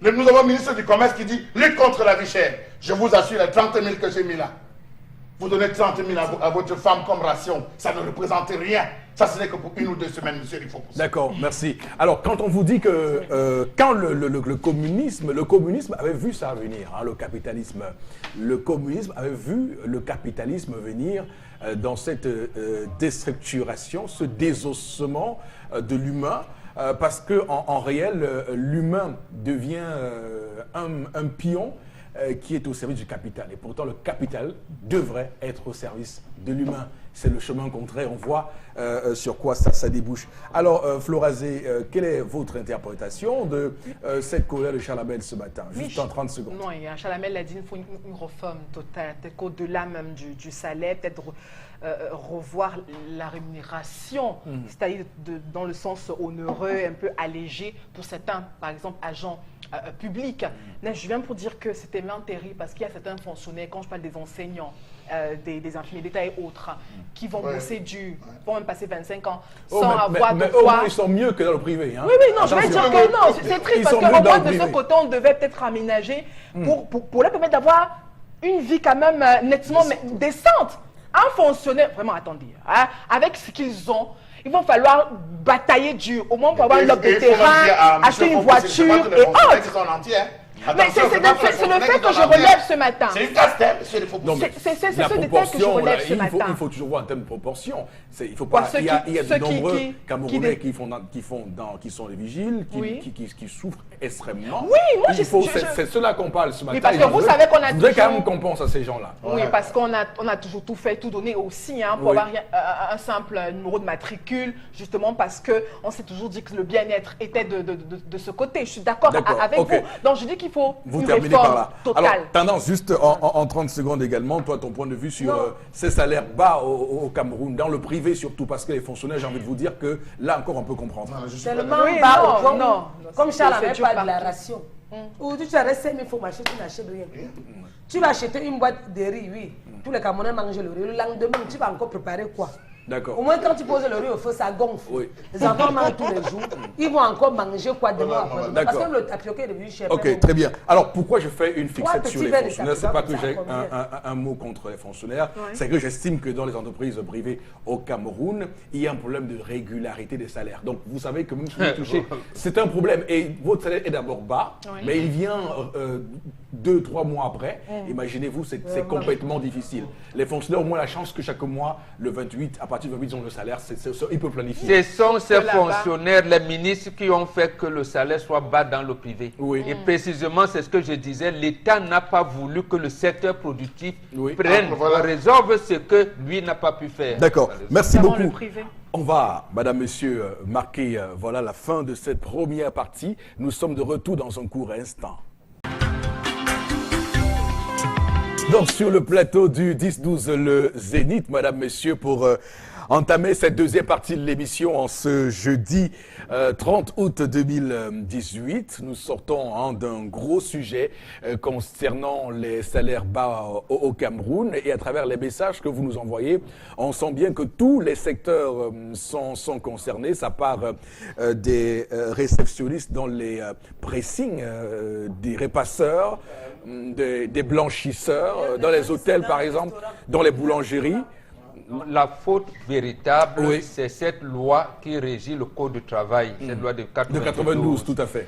Vous êtes ingénieur, vous venez négocier vous-même votre salaire, le patron vous dit, je vous mets en catégorie 6 ou 7. Vous acceptez, vous voulez ou pas, vous partez. Donc, c'est pour cette raison que même ce qu'on appelle convention collective, là, on ne s'arrête pas. Donc, puisque la loi protège, j'allais dire, le patron, à un moment donné, parce que vous pouvez être, il vous paye comme un licencié. Vous pouvez être ingénieur, vous pouvez avoir le statut d'un docteur, on dit on vous prend comme si on vous paye comme un bachelier. Et on vous dit ça se négocie. Et à ce moment, comment les conventions collectives peuvent être données? C'est précisément là où on a fait faute. C'est que, au lieu, on savait que la fonction publique allait dégraisser, on savait que les sociétés parapubliques allaient fermer pour certains, il fallait donc susciter pour qu'il y ait un tissu, j'allais dire des hommes d'affaires, un entrepreneuriat qui puisse prendre le relais, et ça, on ne l'a pas favorisé, malheureusement. Vous voyez donc les entreprises, même privées camerounaises, qui, au lieu que l'État les accompagne, le chef de l'État va en sommet à la Chine. Il n'amène personne. D'accord, donc c'est malheureux. Donc de tous ces comptables qui sont comptables dans les entreprises qu'on voit partout là, dans l'informatique, dans tous les secteurs, ils broient du noir. Mais monsieur, il faut le dire. Placez-vous là au niveau d'Angèle Raphaël tous les jours. Oui. Je peux vous montrer 6 à 7 greffiers qui sont des adeptes de la marche à pied. Je vous ai pris un seul cas, les greffiers. Les greffiers souffrent comme il n'est pas permis. Ah oui. Les greffiers ont des difficultés de vie, mais ils sont pourtant des fonctionnaires. Ce n'est pas tous les fonctionnaires qui sont à l'aise et qui sont d'accord avec ce système Non, de série. je rappelle que le Cameroun compte 300 000 fonctionnaires. Donc 300 000 fonctionnaires, vous imaginez sur le nombre de millions d'habitants que nous avons. Non, attends, vous avez terminé le comptage avec votre ministre. Voilà, on reconnaît que les fonctionnaires ne sont pas au niveau où ils peuvent être. Mais il faut dire qu'il y a d'autres Camerounais aujourd'hui qui ont beaucoup de peine à joindre les deux bouts à la fin du mois. C'est extrêmement grave. On a rencontré des messieurs qui ont fait 6 mois. C'est pourquoi ils vont construire dans les Lorbessous partout. Hein. Les Lorbessous, Voilà. là où les inondations viennent finir dans les marécages, c'est comme ça. Voilà. Alors Flora allez-y, on va prendre les messages avec vous. Alors, on a René depuis Ouaza qui réagit. Il dit qu'il n'explique pas comment l'on peut vivre avec un salaire de 48 000 francs. Lui, particulièrement, il a intégré depuis 2011, catégorie D, voilà. Et il touche depuis 2014, puis son salaire 48 000 francs. Voilà. Et voilà, ça c'est un voilà, témoignage de René au parc d'Ouaza. En fonction au parc de Ouaza. Voilà, il touche 48 000 depuis 2000 et poussière. Dans les secteurs, une autre réaction ce matin, dans les secteurs privés, je pense que le reste des salaires sont versés dans les décomptes codés des certains patrons. Demander à certaines entreprises comment ils payent leurs employés sous le regard de certaines autorités. Ils nous prennent tous pour des idiots. Mais il faut dire que dans les multinationales, pour les expatriés, il y a une partie qu'on vous verse ici et une autre partie qu'on reverse dans votre compte de l'autre côté, si c'est de ça qu'il veut faire allusion. Non, et que quand vous vous mettez en grève, c'est l'inspecteur du travail qui vient vous dire, mais méfiez-vous, on peut même vous mettre en prison. Alors, j'aimerais quand même qu'on fasse une différence, parce que beaucoup croient que les entreprises qui sont venues d'ailleurs payent beaucoup mieux. Alors, il faut dire qu'il y a une grosse discrimination. J'ai rencontré des gens qui travaillent là-bas, qui me disent non. Chez nous, quand vous êtes blanc, vous venez d'étrangers, on vous paye mieux que pour le même poste. C'est ce que Jean Lamel a dit. Mieux que l'Africain, mieux que le Camerounais qui est en poste. Quand il et quand ce bonhomme m'a donné son salaire, j'ai failli m'évanouir. Quand ces entreprises s'installaient, ce sont les ministres et les directeurs là et nos gouverneurs de région, quand ils venaient, vous dites, mais quelles sont vos prétentions? Voilà. Et vous dites, on dit, mais vous êtes fous? Comment vous pouvez donner 2 millions à quelqu'un? Camerounais. À un Camerounais. C'est comme ça que ça a été fait. Et de la même manière, pour mieux comprendre, c'est pour ça que vous ne verrez pas de Camerounais diriger les Lions indomptables. Je vous dis donc, c'est ça le truc. Parce que là, on vous dit non. Comment lui, professeur de PS, il est quand même, c'est vrai, il a une licence d'entraîneur, il peut. Mais vous allez lui donner 5 millions que quoi? Moi, le ministre, voilà ce qui arrive. D'accord. Les plus mauvais employeurs au Cameroun sont les Chinois, les Indiens, les Libanais, les Turcs. Je me demande les autorités quand le Camerounais lambda pourra avoir envie de vivre dans un tel environnement. Voilà, c'est Socrate qui réagit, Socrate Wamba qui réagit. Toutes ces vendeuses et vendeurs de surface, tous ces caissiers et caissières là, c'est compliqué. Rappelez-vous, il n'y a pas longtemps, c'était dans une surface au niveau de l'avenue du commerce, là, l'avenue du commerce.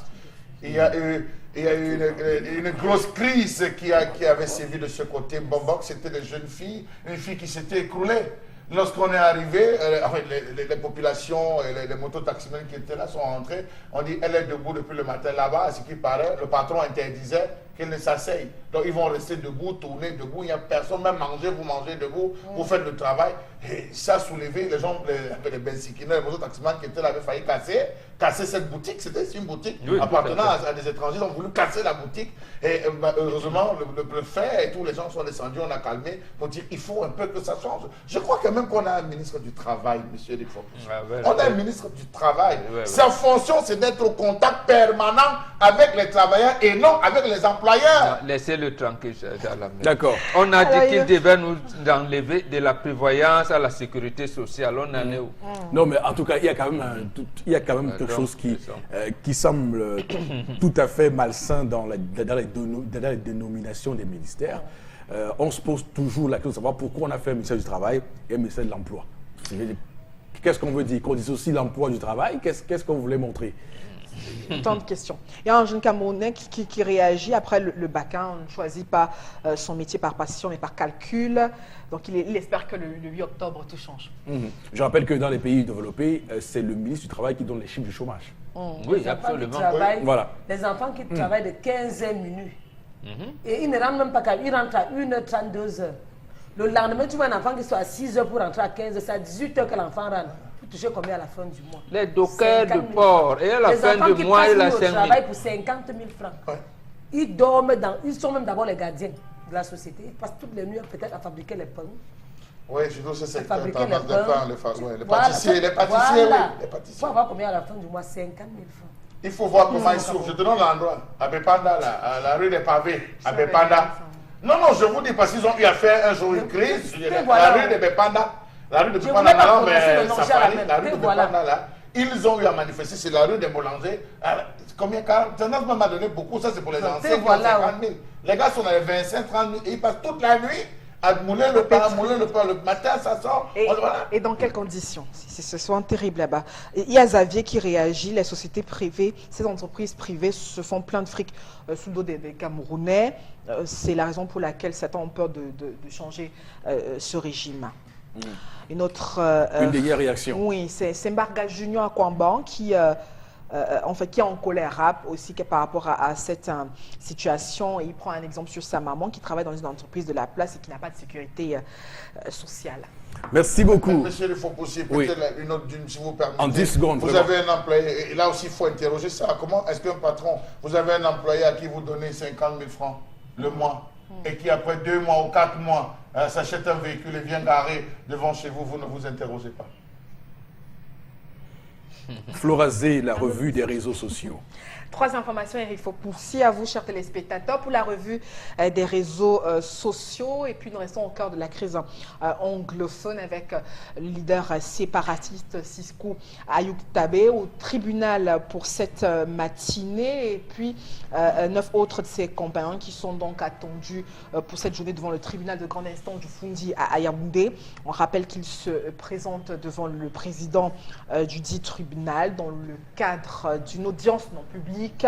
Et puis le tribunal doit donc se prononcer sur la demande de remise en liberté formulée par des conseils des détenus. Rappelons-nous que Ayoub Tabé et certains activistes séparatistes avaient donc été interpellés au Nigeria et puis au mois de janvier de cette année et transférés au Cameroun. Je rappelle que leurs différents avocats avaient dénoncé avec fermeté cette incarcération d'illégal. Et on s'interroge donc sur la suite de ces événements. Il faut pousser. Alors, on aura bien remarqué que l'image qu'on a montrée, ce n'est pas l'image de Yaoundé actuellement. Hein. Oui, on a juste pris des images pour illustrer. Qu'on soit clair. Alors, Bengan, quand cette information est sortie un peu plus tard hier dans la nuit, beaucoup ont clairement sorti l'éventualité qu'on ait peut-être enfin une image qui soit la preuve, entre guillemets, que Siskou Ayoub Tabé soit en vie. Oui, absolument, parce que quand même arrêté en janvier, jusqu'à aujourd'hui on n'a pas d'image. Vous avez certains compatriotes, moi je pense qu'ils ont raison, de s'interroger. Qu'est-ce qu'il est arrivé à Guérandi Mbara? Est-ce que Siskou Ayoub Tabé a-t-il été arrêté ou pas? A-t-il été exécuté ou pas? On n'en sait rien. Et encore que le gouvernement ne communique pas dessus, il a fallu attendre, je pense, 6 ou 7 mois pour que les avocats de cabinet Mouna disent qu'ils l'ont rencontré. Mais ce qui a rajouté encore, j'allais dire, du flou dans la mémoire des Camerounais, c'était la sortie du porte-parole du gouvernement. Il dit qu'il se porte bien. Ils ont même pris du poids. Ils ont la visite d'un médecin chaque jour. Et là où les médecins ont dit, mais attendez, si le médecin vous visite chaque jour, ça veut dire que vous n'êtes pas en bonne santé. Donc, vous savez jusqu'où. Oui, mais le médecin, vous ne pouvez pas être en bonne santé, le médecin vous visite chaque jour. Ok. Donc c'est vrai aussi que leur conseil, ils ont introduit une demande de libération immédiate. Alors, c'est peut-être ce qui explique qu'ils soient au TGI qu'au tribunal militaire. Au tribunal militaire, c'est aussi ça. Quels sont les chefs d'accusation portés contre eux? Oui, les charges. Les charges contre eux, on ne sait pas. On ne sait toujours pas. Mais par rapport à ce qui s'était passé avant avec le Bancho BBC et autres, on avait fait la jonction des procédures et ils étaient jugés au tribunal militaire. Maintenant, qu'est-ce qui est reproché? on ne sait pas, on va attendre. Mais liberté provisoire, bon, vous êtes en justice, même bon, permettez que je doute. Que le président du tribunal, même comme c'est à huis clos, qu'il dise qu'il va leur donner une liberté provisoire. Donc si vous nous dites qu'il n'y a pas de surprise à attendre, que vise donc cette mise en scène, entre guillemets? Je pense qu'il y a deux choses de mon point de vue. La première, c'est que les avocats ont dû faire pression pour qu'avec la communauté internationale, faudrait quand même qu'on enclenche le processus, d'une part. Et l'État du Cameroun choisit ce moment précis pour des visées électoralistes. Et ça, je peux me tromper, mais on va dire, le chef de l'État, dans son processus de calme, de recherche de la paix, il l'a toujours. On pensait qu'il allait tuer. Voilà Sissoko Tabé et ses amis. Ils veulent des gens, le tribunal des gens. Voilà. C'est dans ce processus de paix que prône le chef de l'État, avant même Gorbatchev, que voilà le discours qui nous sera servi. D'accord, très bien. Alors, il faut les lire. Le 7 octobre, il n'y a plus. D'accord. Et puis, bon, c'est de bonne guerre. Il tient la machine. Donc, voilà, c'est l'avantage du sortant. Alors, cher Labelle, quelle est votre lecture? Alors, monsieur Foposi, je n'ai pas envie de m'engager sur cette voie parce que nous avons pronostiqué sur le cas Marafat Hamidou, on a pronostiqué sur la libération, rappelez-vous, des remboursements de Yves Michel Foto, on a tous parié, mais à la fin on a toujours été rebooté. Donc pour moi je dis, attendons voir. S'ils vont passer réellement, attendons voir, on verra les premières images. Ont-ils pris du poids, comme le ministre nous l'a dit? Sont-ils amaigris? Les images. Sont-ils amaigris? Toujours est-il que ça va fuiter. Non, je rappelle que l'audience n'est pas publique, elle est à huis clos. D'abord, elle va se passer dans le bureau du juge. Je connais tellement ce pays que les gars viendront en voiture, vitres fumées. Ils vont entrer là-bas à une vitesse de telle manière que si on aperçoit que vous avez une caméra... de la même manière que les documents officiels se sont retrouvés, ne soyez pas surpris. Non, je vous le dis qu'au moins à ce niveau, je vous le dis, ne soyons pas surpris qu'on ait... Attendons des images qui fuitent. Même en termes de commentaires, ça pourra fuiter, on pourra avoir une information. Mais cher Labelle, vous savez que même en commentaire, ça n'a pas fuité depuis que les avocats ont eu accès à ces gens-là. On aurait pu penser que les avocats pouvaient laisser quelques discrétions auprès des proches. Ils sont des auxiliaires de justice. Personne n'a parlé. Non, le ministre, là maintenant, c'est au niveau du parquet. On vous dit, au stade actuel de la procédure, vous, avocats, vous avez vu, non? D'accord. Qu'on entende même dehors, que vous nous disiez où est-ce qu'ils sont détenus. Oui. Parce qu'ils sont tenus au secret. Tout à fait. Et donc, même les avocats ne doivent rien dire. Donc, même les journalistes ne vont pas venir faire le reportage. Rien du tout. C'est à huis clos. Et c'est pour cette raison qu'ils viennent. D'abord, l'endroit sera sécurisé plus que le chef de l'État quand il passe. Justement, ils seront là, on va les faire rentrer par les portes dérobées. Il faut aussi que faire attendre. Et c'est même sûr qu'on va dire aux avocats, oui, vous avez souvent vos téléphones, veuillez les laisser au secrétariat là-bas, parce que vous pouvez fermer la WhatsApp et tout. On va faire, tout sera filtré. D'accord, très bien. Alors Florazé, on passe à autre chose. Oui. La seconde information reste toujours avec la crise anglophone à Bouéa, avec ces femmes qui lancent donc un appel à l'arrêt des violences. Je rappelle qu'originaires du nord-ouest et du sud-ouest, elles ont donc lancé un appel à l'arrêt des violences, comme j'ai tantôt, affirmant aussi leur profonde préoccupation face aux activités persistantes de groupes armés contre les forces de l'ordre et de sécurité. On rappelle qu'au cours de cette manifestation pacifique, les maires, ces femmes exhortent tous les groupes armés à cesser toute forme de violence, de déstabilisation, de restriction aux libertés de mouvement, et puis à s'engager immédiatement et sans condition en faveur de la paix, du processus de la paix au Cameroun. Et puis on rappelle que depuis son déclenchement déjà, la crise anglophone a déjà fait d'importants dégâts collatéraux. Et puis on a eu des chiffres selon l'ONU, 160 000 personnes ont dû fuir, abandonner leur contrée, 74 994 personnes réfugiées au Nigeria. La situation est plutôt critique. Et puis on salue quand même ce geste sacré pour pour la communauté culturelle en tout cas. D'accord. Alors, bon, Bégan, qu'est-ce que ça peut changer, cette manifestation des femmes? Justement, moi, je vais interpeller les femmes qui sont ici parce qu'on analyse les femmes sans savoir de quoi il s'agit. Quand l'heure est grave, c'est la femme qui part, qui donne le temps. Qu'on ne vous trompe pas dans votre école occidentalisée là.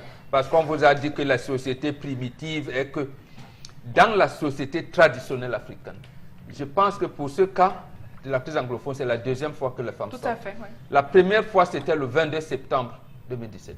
On a demandé à l'État du Cameroun, à travers son bras armé qui est le gouvernement, de démilitariser. Les femmes sont sorties, il y avait un défilé, y compris dans les localités aujourd'hui qui sont infréquentables, qui sont devenues déserts, où les femmes ont défilé. Personne n'a rien voulu les comprendre. N'a voulu les comprendre. Maintenant, j'ai dit, mes filles, maintenant, vous vous adressez à qui? Vous dites aux bandes armées. Qui est la bande armée? Puisqu'on ne peut pas demander à l'État de désarmer. Ça, c'est vrai. Mais on demande quand même à l'État de quitter ces territoires. Non. Mais rester Non, avec les l'État armes peut pas. qui rentrent dans des casernes et les autres. Maintenant, ça deviendra donc polémique. C'est pour cela que nous disons que l'État qui avait la possibilité à ce moment-là, le 22 septembre 2017, lorsque les femmes ont défilé partout, on n'a pas voulu comprendre les messages, surtout une société secrète qu'on appelait les Takoubins. Absolument. Vous ne comprenez pas le message des femmes, Flora, c'est pour ça qu'on vous dit parler, mais ne nous dites pas que la culture africaine a certaines choses qui sont bien. Vous ne les comprenez même pas. Donc voilà, c'est ce qu'elles disent là. Ça veut dire que si, comme on ne va pas les écouter, permettez que je prenne cette position, la situation risque de s'empirer. Ça me fait pitié. Je rappelle que le ministre Paula Tangandji a tout récemment dit que la calmie commence à se voir dans cette région et que la République va rester forte face au terrorisme. On ne dit pas non. L'État va rester sur place. D'ailleurs, on va davantage muscler le dispositif sécuritaire pour protéger et les personnes et les biens dans cette partie on peut muscler du pays. De manière civile. C'est-à-dire qu'on peut même envoyer des troupes. Non, mais sauf que vous avez en face de vous des bandes armées qui sont sans foi ni loi, mais il faut clairement l'État a des moyens avoir une force. Dans l'universalité de la défense. Oui. Vous pouvez être j'allais dire des soldats bien formés, des corps d'élite, mais vous ne venez pas avec des treillis militaires. Vous ne venez pas justement là, vous allez les avoir. Puisque vous venez, vous savez que ces gars-là, ils vont. Vous êtes formés, vous venez avec des trucs, avec la possibilité de renfort. Et par exemple, utiliser ces femmes en leur disant, ils vont faire, j'allais dire, la même manifestation pacifique, je ne sais pas moi, à Batibo, à Kumba ou à telle localité, mais protégés par l'armée qui, ce moment-là, est en civil et est prêt à faire voler les hélicoptères. D'accord. De toutes les façons... Voilà, il y a des possibilités, mais toujours est-il que comment comprendre le cri de la femme?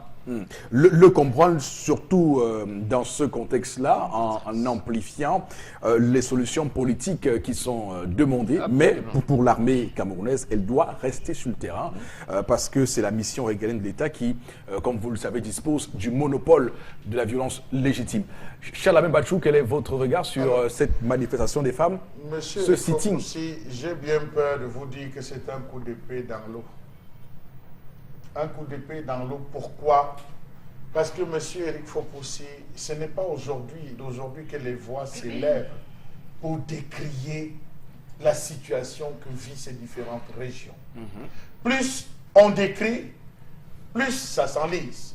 Plus il y a des volontés de pacification, de réflexion, de négociation, plus la situation se complique. Je vais vous prendre le dernier cas en date. Nous avons eu le cas du cardinal Toumi. Oui. Qui a voulu, qui s'est proposé, et les autres leaders religieux. Je dis religieux, je ne dis pas politique, religieux. Absolument. Vous avez déjà échoué. Nous, les religions, on veut prendre le relais. Qu'est-ce qu'on n'a pas dit? Non, mais c'est prévu pour novembre prochain. Non, je dis, mais pour cette, qu'est-ce qu'on n'a pas dit? La rentrée, c'est demain. La rentrée, c'est pas novembre. Qu'est-ce qu'on n'a pas dit, monsieur Éric Foposi? On sort d'un forum de Boya le week-end. Monsieur Éric Foposi, qu'est-ce qui n'a pas été dit à l'endroit de la personne de monsieur, du cardinal Christian Toumi? À l'endroit de l'église, à l'endroit. Qu'est-ce qui n'a pas été dit? Regardez tout récemment même la position de l'épiscopat par rapport au candidat idéal. Ce matin encore, la une d'un journal nous disait que les évêques se désolidarisent de l'action. Donc, M. Eric Fopoussi, j'ai comme l'impression que c'est un coup d'épée dans l'eau. Il faudrait absolument... Il faudrait absolument, parce que je ne vois pas ces femmes ne dépassent pas les Takouben, comme l'a dit Bombo, qui sont sortis avec les arbres de la paix. Elles sont sorties soit assis. Elles avaient un message à passer, monsieur le Fopoussi. Oui. Et les mamans se couchaient même le sol comme ça fait très mal. Donc, quand vous regardez les mamans comme ça, la pleurer, laissons aussi la guerre.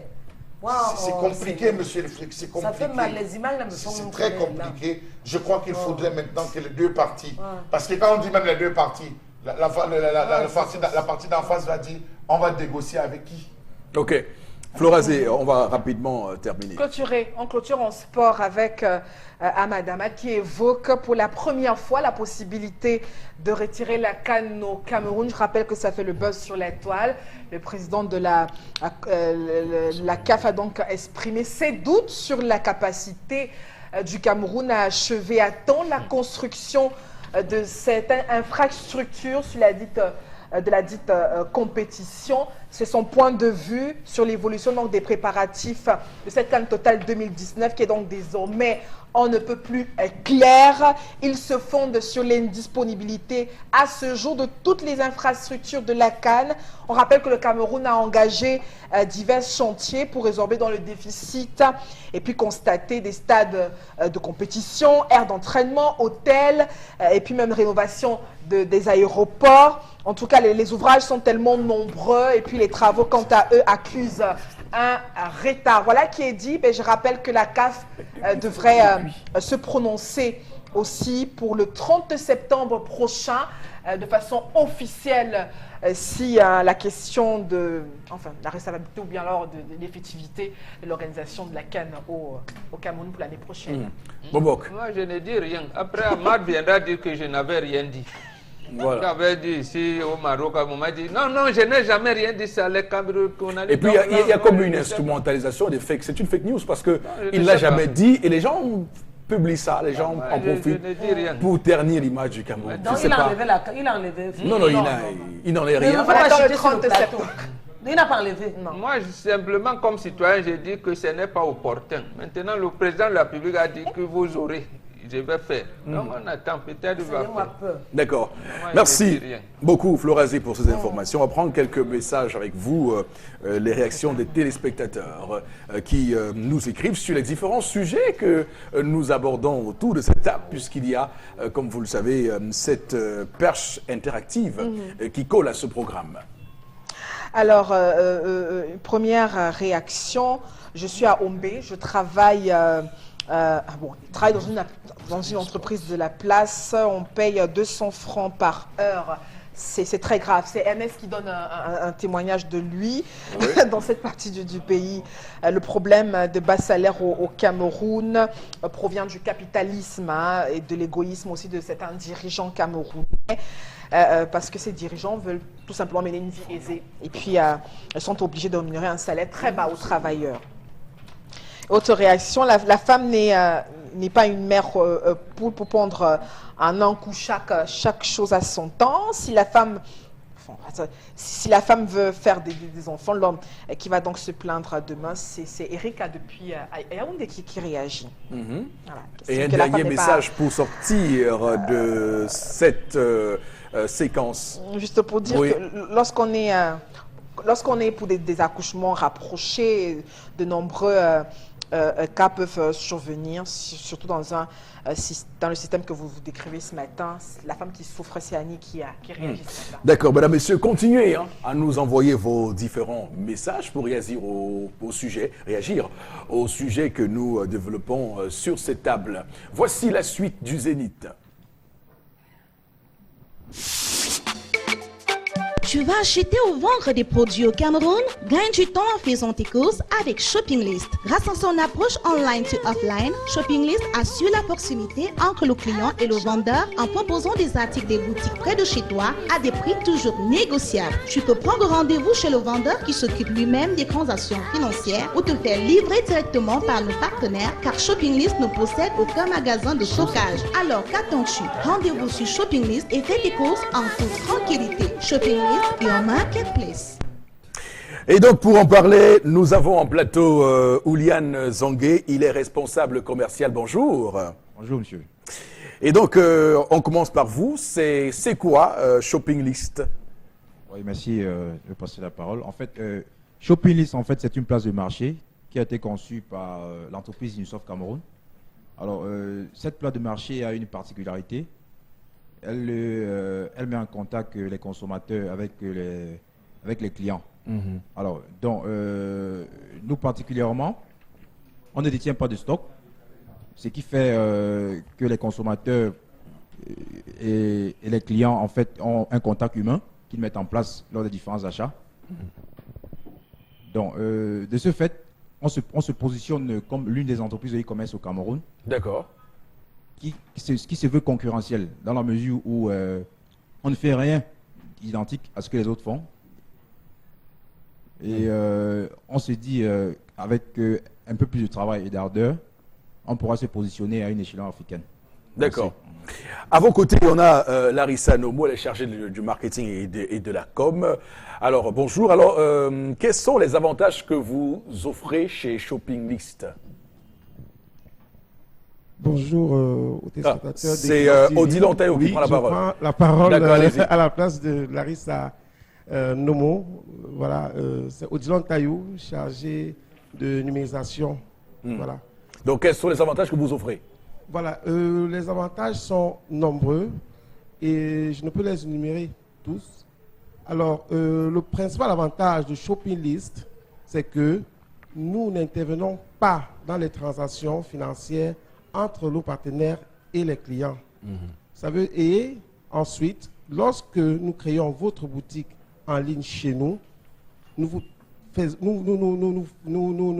formons, voilà, nous vous formons pour la prise en main. Ça veut dire quoi? Ça veut dire que lorsque j'ai numérisé vos articles, je les mets en ligne, je vous forme sur la prise en main, je vous forme pour filmer et les mettre en ligne vous-même, pour ne pas avoir moi-même à intervenir tout le temps dans la mise en ligne.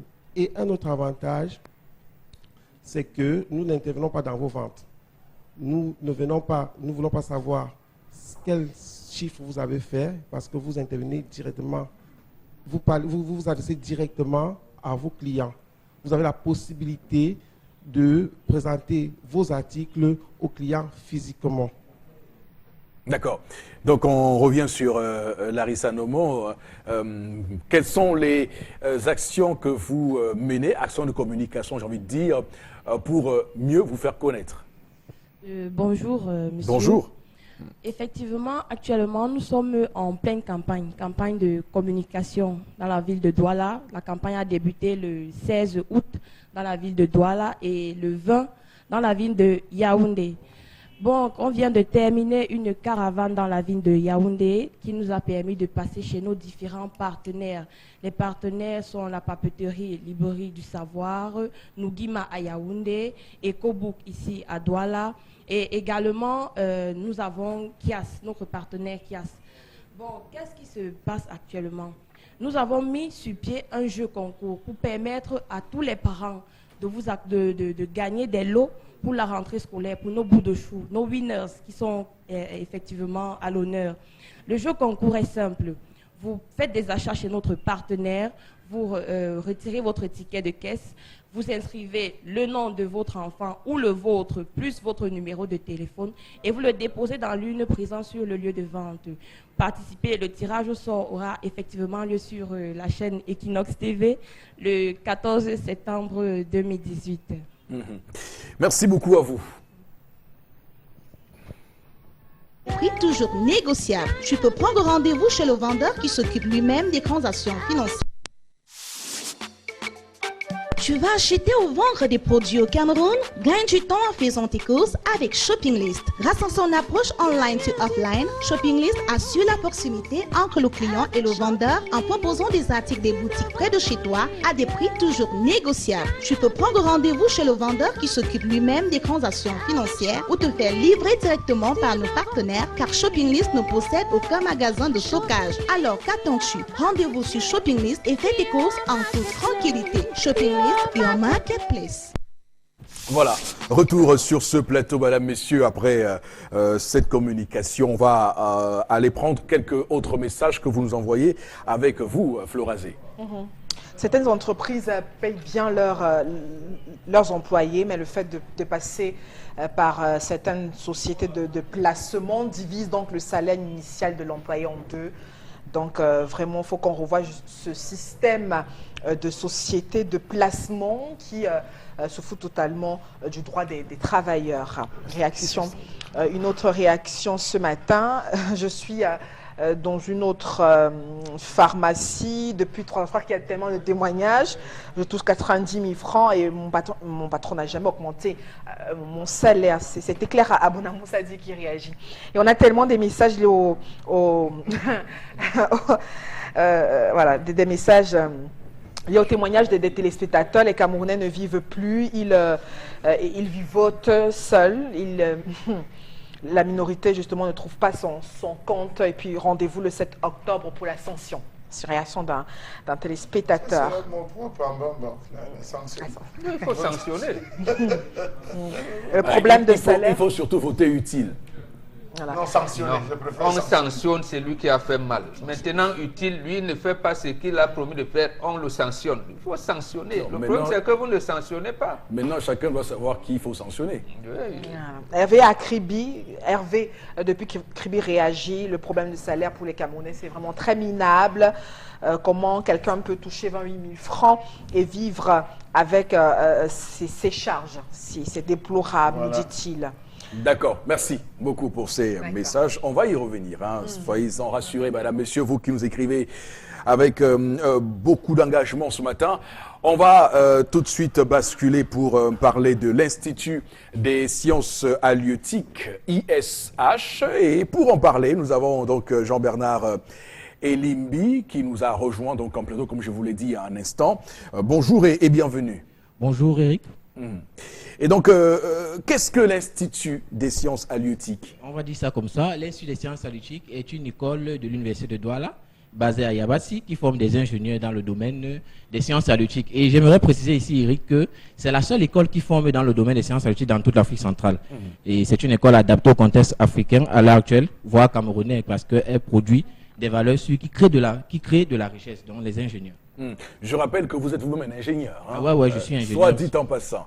Quelles sont les filières? Bon, nous avons 6 filières, notamment la filière aquaculture. Il s'agit ici de la production animale et végétale dans de l'eau. On peut parler comme production animale le poisson et les crevettes et bien d'autres, comme production végétale la spiruline, qui est une algue avec beaucoup de vertus thérapeutiques. Nous avons également la filière gestion des pêches. Cette filière-là qui s'assure de régulariser la pêche, c'est-à-dire lutter contre la pêche irresponsable, parce que lorsque la pêche est irresponsable, on n'aura pas une ressource qui sera durable. Donc, il est question ici de vérifier à ce que les pêcheurs puissent pratiquer une pêche responsable pour maintenir la ressource. Nous avons également la filière gestion des écosystèmes. Ici, il s'agit des environnementalistes, comme on le dit. Ce sont des médecins de l'humanité, hein, parce que lorsque l'environnement est sain, nous avons moins de maladies. Donc, ici, on apprend aux ingénieurs à faire des études d'impact environnemental, la gestion des déchets, également la lutte contre la pollution, comme vous pouvez constater dans nos villes, la pollution des déchets plastiques, si je peux parler comme ça. Donc nous avons beaucoup d'ingénieurs qui sont sur le terrain et qui apportent des solutions concrètes. En bref, c'est de ça. D'accord. Nous avons également la filière agronomie, pour continuer. Comme je vous ai dit, c'est la production végétale et animale dans de l'eau et également sur terre.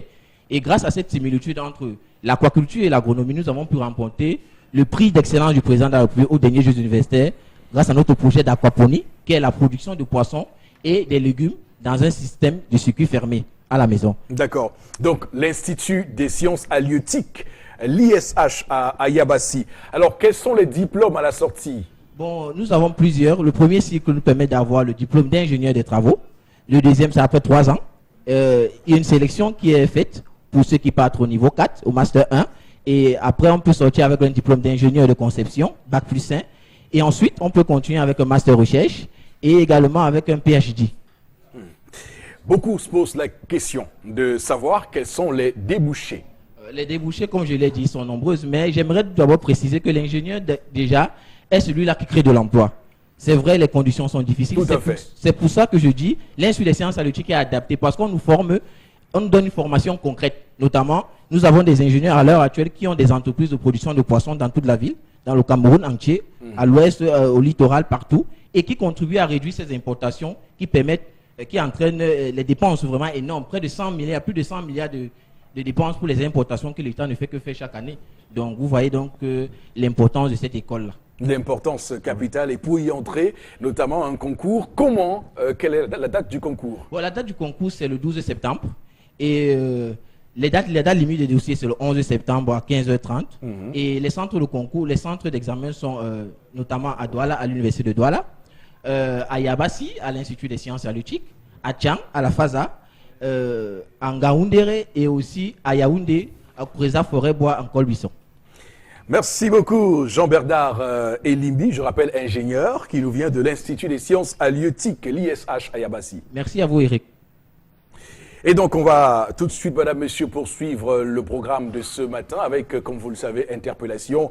Nous prenons l'élément tourné par Cédric Chouna et dans un court instant, nous revenons pour décryptage en plateau.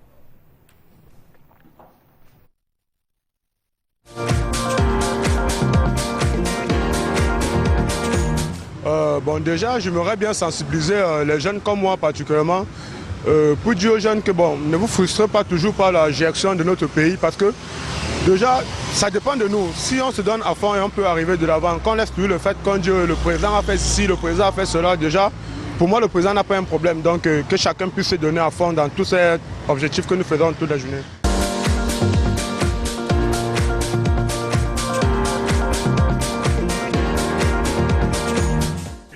Jamais un contenu d'interpellation n'a fait autant rire sur ce plateau. J'avoue que c'est clair que le compatriote, dans sa logique, nous invite à nous donner à fond, ce qui n'est pas faux. Mais ce qu'on peut relativiser, c'est de dire qu'on n'a pas à tenir responsables les dirigeants, ceux qui gouvernent le pays depuis 36 ans. Bombok. Qu'il se donne à fond. C'est à lui de définir le fond. Il veut dire que si tous les Camerounais... Le président n'a pas de problème. N'a pas de problème, voilà. Vraiment. Effectivement, le président n'a pas de problème. Que depuis problème. 36 ans, il n'y a aucun problème. Oui, il n'y en a pas. C'est vraiment... C'est les Camerounais qui ont le problème. Oui, c'est ça. Mon père n'a aucun problème. Mais, il a bien parlé. Il a bien parlé. Il y a quelqu'un qui prête serment, qui vous dit, je vais vous donner les routes. Donc, s'il ne donne pas les routes, vous ne lui demandez rien, vous engagez à fond. Vous donnez à fond pour les routes. Vous donnez à fond. Voilà déjà, le pont de Bamba jusqu'au marché des fleurs à Yaoundé. La communauté urbaine dit que cette route-là ne m'appartient pas. Ça appartient au ministère des Travaux publics. Oui. Voilà. La route est quand même bloquée. De la même manière, de l'autre côté, ça appartient à qui ministère des Travaux publics. Comment les jeunes peuvent donc se donner à fond pour passer? Oui. Espérons même que vous avez les marchandises que vous voulez écouler, soit au marché de Secatex, ou alors au marché de la Cité des Palmiers, ou même au marché central. Vous donnez à fond. Voilà. Il faut vous donner à fond. Il faut se donner à fond. Il faut dire que sur cette question des routes, il y a cette affaire de 9 km de route à 45 milliards de francs CFA. Le ministre a tout récemment fait une sortie devant les médias pour dire clairement qu'il ne s'agit pas de 9 km, c'est bien de 27 km et que la voie, normalement, c'est 9 km, mais à 3 voies. Que la route est 9 km, mais à 3 voies. Donc, 27 km. Vous comprenez que c'est un peu alambiqué, cette explication. L'école primaire publique est gratuite. Et quand vous allez, on vous dit qu'il faut payer. Il faut donner à fond. Il faut se donner à fond. Ça veut dire quoi, cette affaire? Voilà, donc c'est clair que... Vous dites, je vais mais vous donnez à fond. Non. Je dis, il faudrait qu'on ait une jeunesse responsable. Une jeunesse responsable, c'est cette jeunesse qui sait évaluer, qui a ce qu'on appelle l'intelligence des situations. Et qui prennent conscience. Voilà. Vous donnez à fond, ça veut dire qu'à partir de votre mairie, la mairie de votre localité, vous avez imaginé ou conçu un projet générateur de revenus. Si vous allez à la commune et qu'on ne vous qu'on ne vous reçoive pas. Parce que d'après la loi de 2004 qui régit la décentralisation au Cameroun, la commune devrait commencer à vous encadrer. Si on ne parvient pas, vous donnez à fond comment? D'accord. Vous n'avez même pas quelque chose pour cotiser pour la tontine du quartier ou même du village. Donner à fond, ça veut dire quoi? Il faut bien qu'il s'explique. Non, mais peut-être peut avoir raison et que moi, je n'ai pas bien compris. Bon, on ne peut pas avoir raison lorsqu'on dit qu'on fait 9 km de route à 45 milliards de francs CFA. Dans aucun pays au monde, c'est justifiable. Et qu'on vient nous dire que ces 9 km de route, en fait, c'est 9 km de route sur 3 voies et qu'on a calculé 9 fois 3 pour que ça fasse 27 km. Ça dépend aussi du décor. Non, mais c'est quand même terrible. Ça dépend du décor, le design et les produits qu'on doit utiliser sur les routes. Et que même l'entreprise, et que même l'entreprise qui a bénéficié, et que même l'entreprise qui a bénéficié du marché est elle-même surprise de la manière avec laquelle on leur octroyé ce marché. Vous comprenez que c'est très... On va planter les fleurs. On va bâcher les fleurs et les gazons. On ne va pas toujours accuser que ça a fait ceci, ça avait fait cela.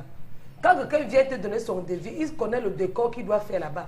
Il connaît le produit qu'il doit mettre là-bas. Il connaît les employés qu'il doit mettre là-bas. Il ne doit pas prendre celui qui ne connaît pas son travail. Est-ce que ceux qui ont donc dit que 9 km de route à 45 milliards de francs CFA, non, c'est faux. Puisqu'il nous dit qu'effectivement, c'est 9 km de tronçon, mais sauf que c'est 9 km en 3 voies. Donc il faut faire 9 fois 3 pour arriver à faire 7 km. C'est spécial. C'est ça qui coûte 45 milliards de francs CFA. C'est l'argent là qui vous fait mal, je sais. Alors, il faut aller chercher, allons chercher à savoir combien a coûté la réfection du pont de Cogefar. Allez chercher à savoir pour voir combien, si 9 km a pu coûter 45 milliards, allez vous interroger au niveau du pont et interrogez-vous sur beaucoup d'autres voies. Il faut dire, M. Eric Fopossi, que c'est ce même ministre qui avait dit que la route coûte cher. Faire la route coûte cher. C'est pourquoi on n'en fait pas. C'est pour ça qu'on n'en fait pas. donc c'est le même nom de monsieur qui l'avait dit. Donc dans ce... Oh, pourquoi vous l'avez cité? Non, je suis obligé de laisser et son patron a lancé la campagne 2004 par l'infrastructure routière. Mais monsieur, il faut pousser. En 2000, on dit que préparez-vous au tramway. C'est ce même ministre qui nous avait dit que la Banque africaine de développement allait débloquer de l'argent pour la route Babadjouk. 118 milliards. On en est où aujourd'hui? Oui. Alors, Charles, dans ce contexte, le compatriote nous dit de nous donner à fond. Vraiment, qu'ils enlèvent les expressions défaitistes, vous donner à fond sur quoi? Monsieur, il faut si vous partez au marché avec 1000 francs, vous voulez faire le riz sauté. Moi, je suis terre à terre. Vous voulez faire le riz sauté avec 1000 francs. Vous prenez la sardine à combien? Vous prenez le piment à combien? Vous prenez l'huile à combien? Vous prenez le bunga à combien, monsieur? Et vous êtes avec votre épouse de 4 enfants. En demandant à la femme qui va vous vendre le riz, de mettre 5 boîtes à 200. Non, il dit que Ajoute le dash. Mets-toi à fond. Non, ma famille mange. Ajoute va ajouter le dash à tout le monde pour vous faire le riz. L'Afrique a 202 millions de terres arabes. Sur les 202 millions de terres arabes, le Cameroun a environ 50 millions en termes de terres arabes, monsieur Eric Fopossi. Toutes ces terres sont arrachées par les industries du secteur de l'agroalimentaire. Les seuls individus qui essayent même de se battre, les pauvres paysans, ils travaillent sur 1,5 hectare. Les autres élites qui sont arrivées s'accaparent les 6, 7. Dans certaines zones, vous avez même des gens qui prennent 500 hectares. Non, mais je vous dis il y a un chiffre qui est sorti. Il y a un individu dans ce pays qui a à lui tout seul 3000 hectares de terre. Comment c'est possible à République? Alors que les textes juridiques demandent juste 50 hectares. On autorise qu'à 50 hectares. Il faut qu'on arrête un peu ça, monsieur. Il faut pousser. En tout cas, on va se donner à fond pour montrer ces incongruités qui poussent les Camerounais dans une misère. Maintenant, on n'a pas de consigne. Nous ne sommes pas les évêques. On n'a pas de consigne de vote à donner. Nous sommes les citoyens. Comme lui, il a parlé comme un citoyen. Nous sommes un média. Donc, on va laisser les candidats faire leur campagne. On va laisser ceux qui sont censés faire des consignes de vote les faire. Et nous allons juste décrire et décrier, dénoncer s'il y a dénonciation à faire sur des situations précises. Alors, Florazé, je fais recours à vous pour prendre avec vous quelques autres réactions. Voilà. Alors, je prends une réaction réactions, parce qu'il y en a tellement. C'est vrai que la femme n'est pas une machine, hein, et elle doit se reposer. On parlait des naissances, mais que dites-vous des femmes qui veulent accoucher à chaque fois qu'elles mettent au monde un enfant, après un an, parce que c'est ce que vit un de mes proches. Que doit-il faire? C'est Gérard Agnella qui réagit. Donc là, cette fois, c'est une femme qui fait la demande. Il va expliquer à la dame que c'est pas possible. Elle veut boucler, elle s'est fixée, je pense que vous l'avez dit, elle s'est fixée un deadline pour faire tous ses enfants et se reposer, monsieur, il faut aussi. Et je parie, si on va fouiller, je parie qu'elle a entre la vingtaine. Elle dit, je vais finir avec mes accouchements, je suis tranquille. Et n'oubliez pas une autre chose, monsieur, il faut pas les conséquences. Et écoutez, les enfants que vous faites beaucoup plus jeunes, vous avez encore de la matière, vous avez encore de l'énergie, vous avez encore de la vigueur, de la vitalité. Ces enfants grandissent avec de la niaque, ils grandissent avec l'embonpoint. Mais dans une cellule familiale, c'est pas aux femmes d'aller prendre des enfants un peu partout parce qu'il faut... Vous évoquez autre non, chose. mais on ne peut pas éliminer ça. Alors, c'est comme tu étais avant, il y a quelque chose qui tente toi. Deuxièmement, il y a toujours quelque chose qui ne va pas. Donc, c'est mieux de prendre Alors, tout le temps. je voudrais quand même dire que scientifiquement, chaque femme naît avec 4 500 000 de follicules d'ovules.